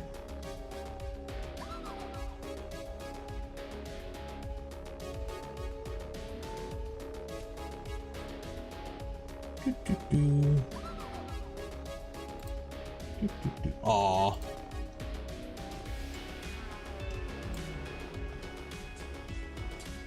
Charlie was pinning down Steve, it looks like, in chat, or during the stream. There we go. Mesh bed failed level. Mesh bed failed. Close. Ignore. Bloody hell, again? This thing is literally falling apart and I haven't done a thing with it. I'm just trying to print. Send. Okay. Like, I don't know what sensors they have that are failing. There's nothing in here. I haven't done anything. There's like a sensor, there's a load cell sensor under the 3 points for the bed. That's how it does, like it pushes down and those pick up the bed. By the way, we tried that with Vorons a while ago on the V2 because it's got a fixed bed. So we actually tried mounting the bed on load cells. That way you could touch the nozzle off the bed. And there's a reason we don't do it, because it doesn't work well.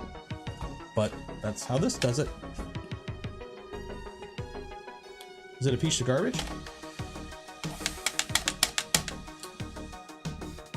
Well, other machines that do this are much more money, and this thing is 1,000.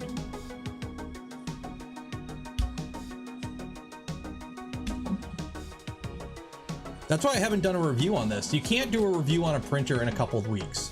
Like, you literally need to have it and use it for a while. Because any print, like most realities will work for a couple weeks before shit starts going wrong. So does the XL. I don't know. Stuff's been changing with the XL. Like, I don't know.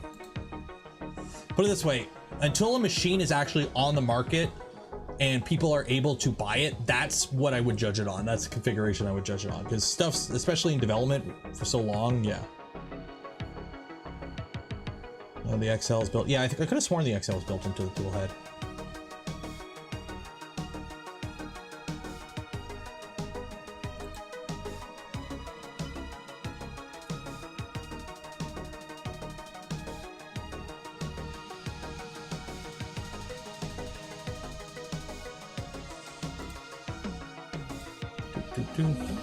So yeah, for those that don't know, the stream's now quote unquote over, but usually we kind of just,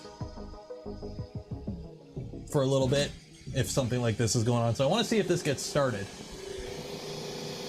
An external disturbance was detected on force sensor 3. Oh, well, it's going to try it again. Cheers, BF Dennis.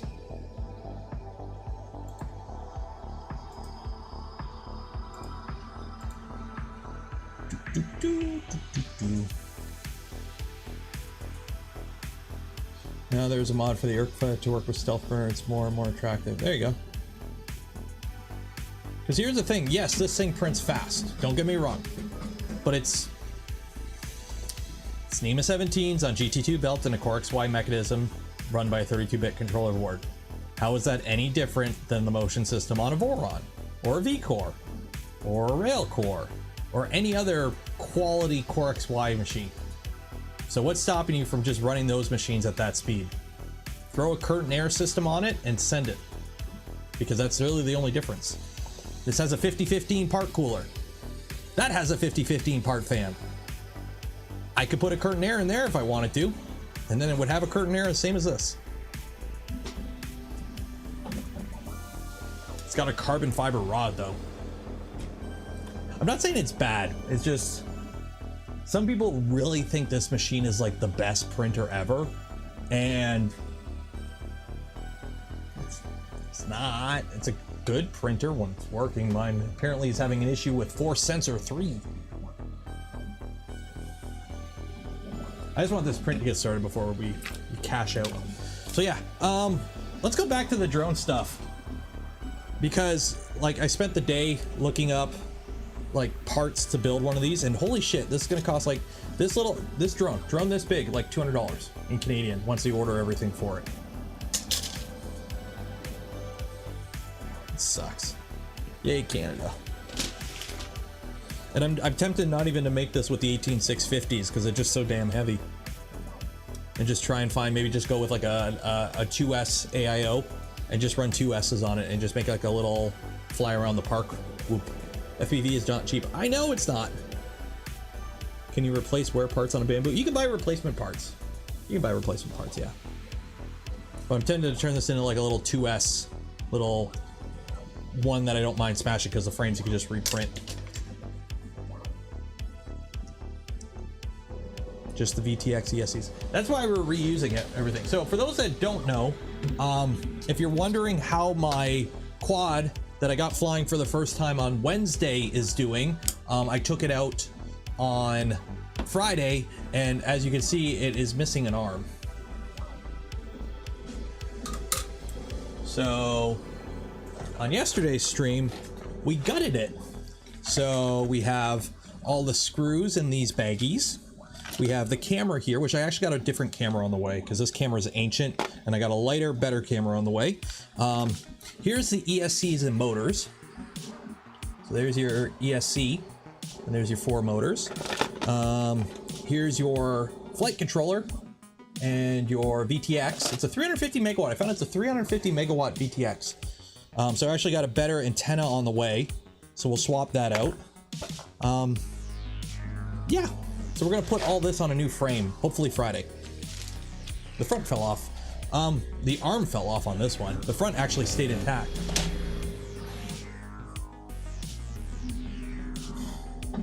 What does ESC stand for? Electronic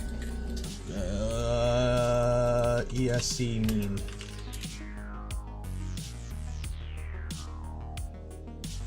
Is it electronic stability control? Like, no, that's in cars. Electronic speed controller. I think it's electronic speed controller. And basically, it's the thing that allows the motors to work. Electronic speed, like to how fast the motors move. So you have your ESC that controls your motors, your flight controller that tells everything else what to do, and the flight controller also has a gyro in it, an accelerometer, barometer, whatever the hell else they have now in quads, that basically when you take off it balances the motor so that, you know, it stays hovering until you move forward and backwards and all that stuff. So it's like it's a driver, essentially. For your 3D printing folks who don't know, it's a driver. That's like the closest thing I could say that you would understand. So yeah, it's kind of funny though, once you rip everything off, it's like, yeah, okay, there's your motors, just kind of hanging there on an ESC. And this is the heaviest part of the quad right here, the motors. And these are some chunky boys. These are 1407 3600 kilovolt HLGT Tech, HGL Tech Flame.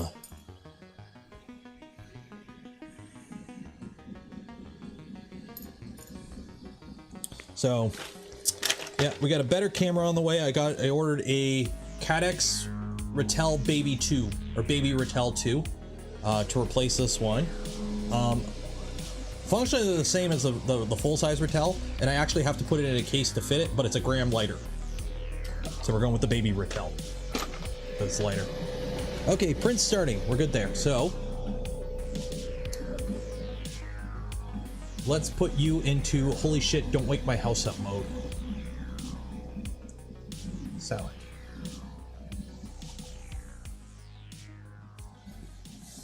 Those are small. So I live in Canada, and when it comes to quads, if I want to fly without any rules other than don't be a dick, it needs to be under 250 grams. Okay. So the funny thing is, all the hardware that we took off the frame, so other than the actual carbon fiber itself, and with the 850 milliamp hour batteries, 4S batteries that I was flying with it. So other than the actual carbon fiber frame itself, all the hardware, the electronics, and the battery weigh 208 grams. The frame I have on the way is a bigger frame, it's a heavier frame, it's a beefier frame with replacement arms, so I can replace the arms when I break one in the future, and the arms are thicker, so I shouldn't break as easy. These are 3 mil, the ones are coming are 4, is 40 grams. So on paper, I have 2 grams to play with. Now, That 40 grams is apparently the whole frame along with the hardware. And my 208 grams is all the electronics and the hardware. So like the standoffs and all the screws that held the carbon fiber frame. So we should still have some wiggle room. We should still have some wiggle room. What I would really like is to have 10 grams. If I have 10 grams, I could put a thumb cam on it and actually record other than the shitty DVR. But we'll see. We'll see. Why build a Whoop when buying one is so much cheaper? Because you can't get a Mobula 6 in Canada right now in stock anywhere. They're gonna stop and weigh your drone. The thing is, they can. If you know, if it's over 250 grams, I need a drone license, and the drone needs to be registered. It's actually, it's not that expensive. I looked it up today. It's like I have to take a test that costs $10, and then I pay like $25 or $30 to get my license, and then I have to register this drone, which takes 5 minutes online, and it costs me $5. So it's actually not a huge deal if I got it. So if the drone comes in overweight, I'll just get my license. I just don't like having to deal with that. I'd just rather not have any paperwork to deal with at all. And if somebody if a cop shows up, they're like, hey, you're flying a drone. Yep. Do you have a license? Nope, it's under 250. And if he pulls out his drug scale and weighs it, and it's over 250, that's a $1,000 fine. So that's why I want to either play within the rules and just not have to deal with it. Because just, hey, it's under 250. There's no rules other than don't be a dick. And hey, it's under 250. Okay, cool. Yeah, KV on a BL. Yeah, KV. Yeah, so that motor runs at 3,600 RPM. Drone weighs more when batteries charge. Exactly. So when you're coming down for the officer, you make sure you crank that motor into the ground, or you crash it and hope a big part breaks off. Yeah, we don't have any of that remote ID stuff. So in Canada, if you want to fly over 250, the only rule is you have to take the test, get your license, which is like 30 bucks, whatever. Register your drone with the government, which costs $5. You just go online, register the drone, they put out a number, and then you have to like just put the number on the drone somewhere. So you just like use a label maker and just stick it on the drone somewhere. Oh, there goes one headphone, and there goes the background music. So you just stick it on with a label maker, and you just can't fly within 5 kilometers of an airport and within 30 meters of people or over roads. That's like the rules. It's actually not, and you have to be able within the line of sight, apparently. So you have to be, if you take your goggles off, you have to be able to see the quad. That's like the only rules. That's actually not that bad. I looked it up. It's not that bad. It's when you want to do commercial, or like, actually, I don't even know if commercial works, because like, I don't think we have a commercial rule. If you want to fly it in buildings or in commercial areas or something like that, if you want to use it for like, certain things within airports and or it's when you want to fly it around people. So if you want to do like Cinewhoop and fly like on a movie set, you need an advanced license, and there's a bunch of other stuff like that. But yeah, I live in Canada, so I don't have remote ID to worry about.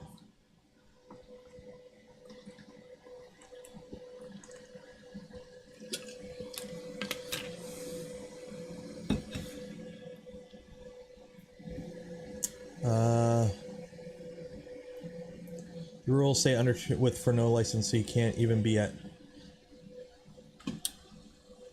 Well, every scale has a plus or minus factor, right? So if it's 250G right on, every scale has, a plus minus accuracy, right? Yeah, so this is plus minus 1 gram, right? Deviation 1 gram. So if it's 250, you can argue, hey, yeah, I'm within deviation. I'm under.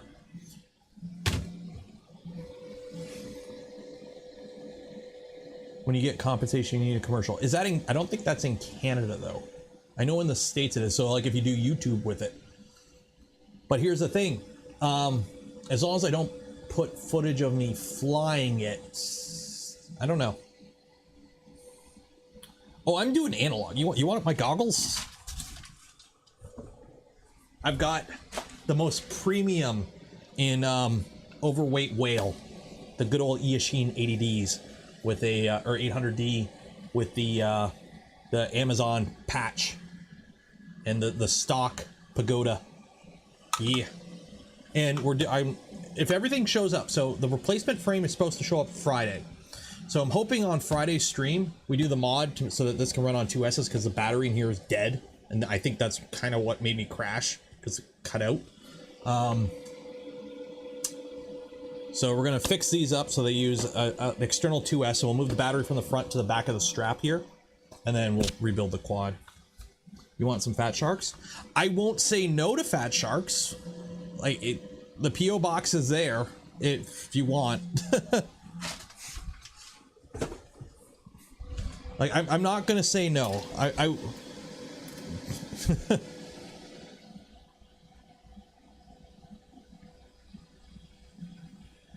need to trade up. Yeah, see, I have no plans to go HD, because here's the thing. If I'm going to do this, I've got the one quad that I'm just gonna fly around a local park. That's that one there that we gotta rebuild. And then it would be tiny whoops. That's about it. That's all I ever plan on flying, because I don't want to fly like I'm trying to avoid getting the license. So there goes, like, I'm not going to do a 5-inch, you know, freestyle rig and, you know, whip it around for commercial. I'm not going to do any of that. So I'm not going to go drop, you know, $1,000 on a DJI digital set. So print failure. We got a print failure? No, it's just a little bit of the brim. I'm not worried.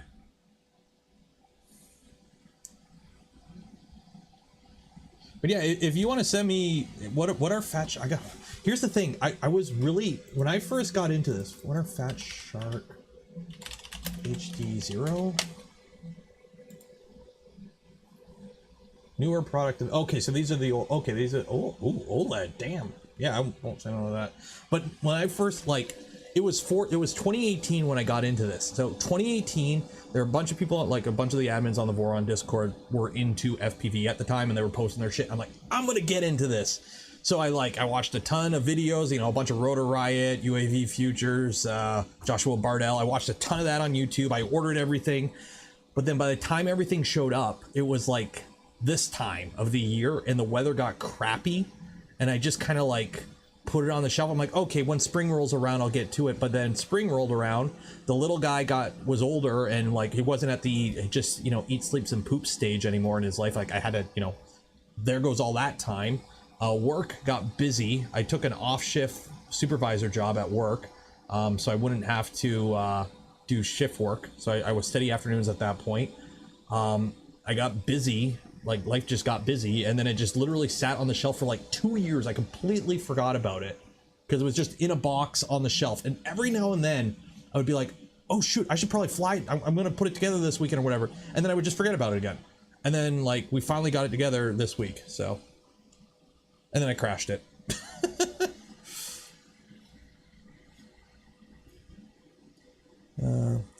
Okay, oh yeah, for glasses, I'm nearsighted, so I don't need the glasses for anything on my head. Like, I don't wear glasses when I do VR or even that. Like, I'm fine without glasses there.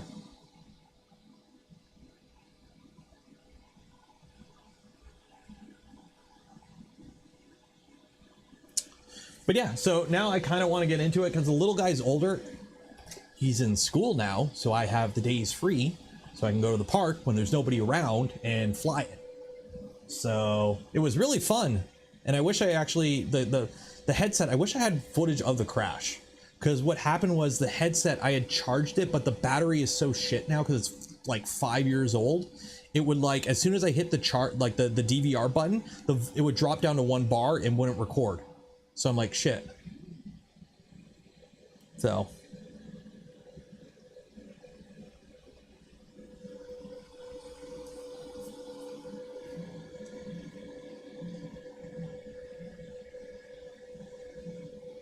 the rules in the US, Canada really discourage. So in Canada, like, I thought it was a lot worse. It's, if you're under 250, you can do whatever. So if you want to fly tiny whoops, like, there's the park near my house has a little like kids playground area, and during the day there's nobody there because they built a better, newer one, and everyone goes there.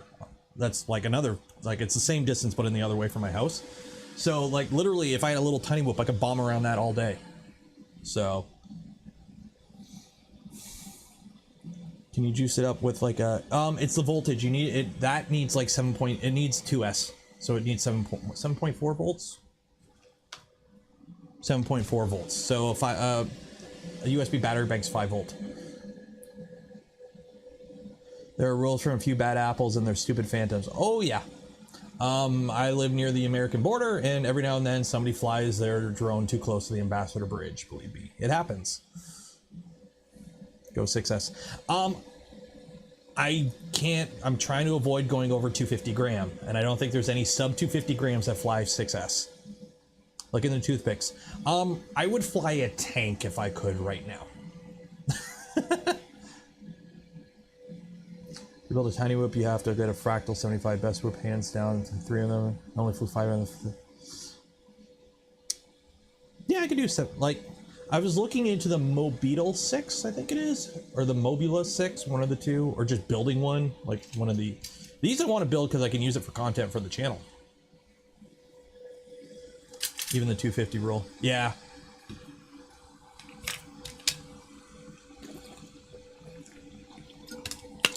Do I need an advanced license for commercial? Let me see here. Canadian drone laws. Flying your drone safely and legally. Canada. Respect all draws. Who can fly? You need a drone license to fly drones that weigh 250 grams up to and including 25 grams. So anything 250 to 25 kilograms, you need a drone's license. Okay, while flying, you have to follow these rules right here. So you got to be, you can see it at all times, so you have to be within LOS. Below 100, you got to be stay under 400 feet, stay away from people, avoid forest fires, concerts, parades, stay 3 miles away from airports, far away from aircraft. Yeah.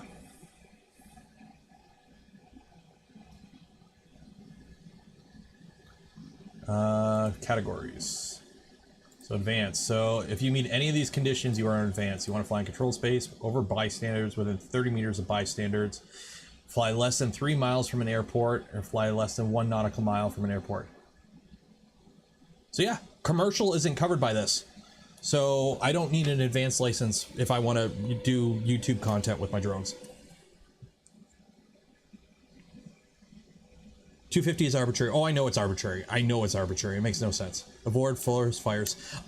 It was a thing. There were a bunch of forest fires in Canada, and a bunch of people and they were near cities, and a bunch of Mavics were flying out near the forest fires where there were tankers trying to drop water. That's why you can't fly drone near a forest fire, because it's airspace. The airspace is supposed to be restricted above a forest fire because they fly in low with the bombers to drop water and flame retardant. So yeah, you can't fly a drone near a fire. That makes perfect sense, actually. I fully agree with that.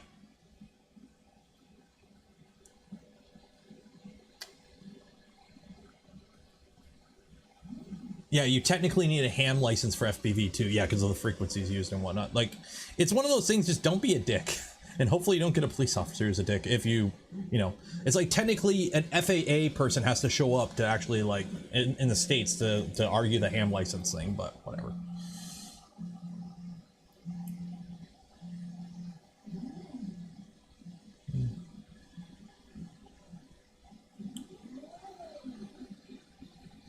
I don't even know if we have ham licenses in Canada. Are we still on the first layer? Yeah, there we go. Okay, so I think we're going to end the stream there. So, yeah, on Tuesday, we're going to carry on with the...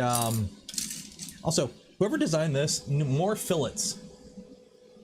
You don't want sharp corners. Those are stress points. It makes for a weaker print, and it's a stress point. Fillets. There should be fillets with this. I really like the Diamond FC in this, but unfortunately it's only 1S. I don't have a ham license, get a Canadian bacon license. Okay, so we're going to end the stream there. Hope you had fun, hope you enjoyed it. I like these nice little max relax outros, but also, holy shit, these used to last 4 hours. And now we get like 3 hours and 15 minutes. So these are starting to go. Good old AirPod Pros, I think. Oop, I hit the wrong button. Did I hit the wrong button? Am I still live? Oh, I think I'm still live. I accidentally closed YouTube.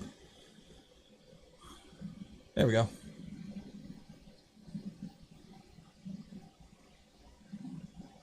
Any fire police incident is restricted airspace. Yeah, it makes sense. Like, here's the thing, because everyone has there's a lot of people with DJI Mavericks who are Instagram peoples and whatnot, and it just makes sense to, like, you know, it doesn't, the guy out in the park at the back whooping around with a drone that he can barely see what he's even looking out of, that guy's not the problem. It's the douchebag with the Mavic flying over a busy street, or, you know, over an airport or whatever. Those are the people that are causing the problems. It's not, you know, the guy who spent, you know, $200 on a quad just to, you know, do some freestyle in a field by an abandoned building or something. So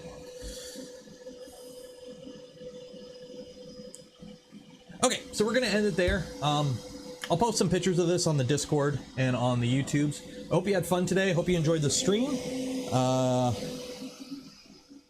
Next week, or actually no, we won't be touching this next week because it's a community stream. By the way, next Saturday stream will be earlier in the night, because it's going to be the community contest stream. It'll be a little bit earlier, so like maybe 3 or 4 p.m. Eastern instead of the usual 8 p.m. Eastern, so the Europeans actually have a chance to watch this and not be sleeping. So yeah, I want to give a shout out to DFH for this kit that we are using for this build. If you want to know more, link in the description. Shout out to Polymaker for the spool filament that we give away every stream. For those that donated to the stream, became members of the channel, or gifted memberships to others, I thank you. I would not be able to do the things I do, create the content I create, without your continued support. You make this all possible. I will see you guys on Tuesday for the continuation of the second build. And we'll go from there. So it's Saturday night. Enjoy the rest of your weekend. Be safe out there. Wash your hands. And I'll see you Tuesday. Cheers. Ooh, it's a big spider.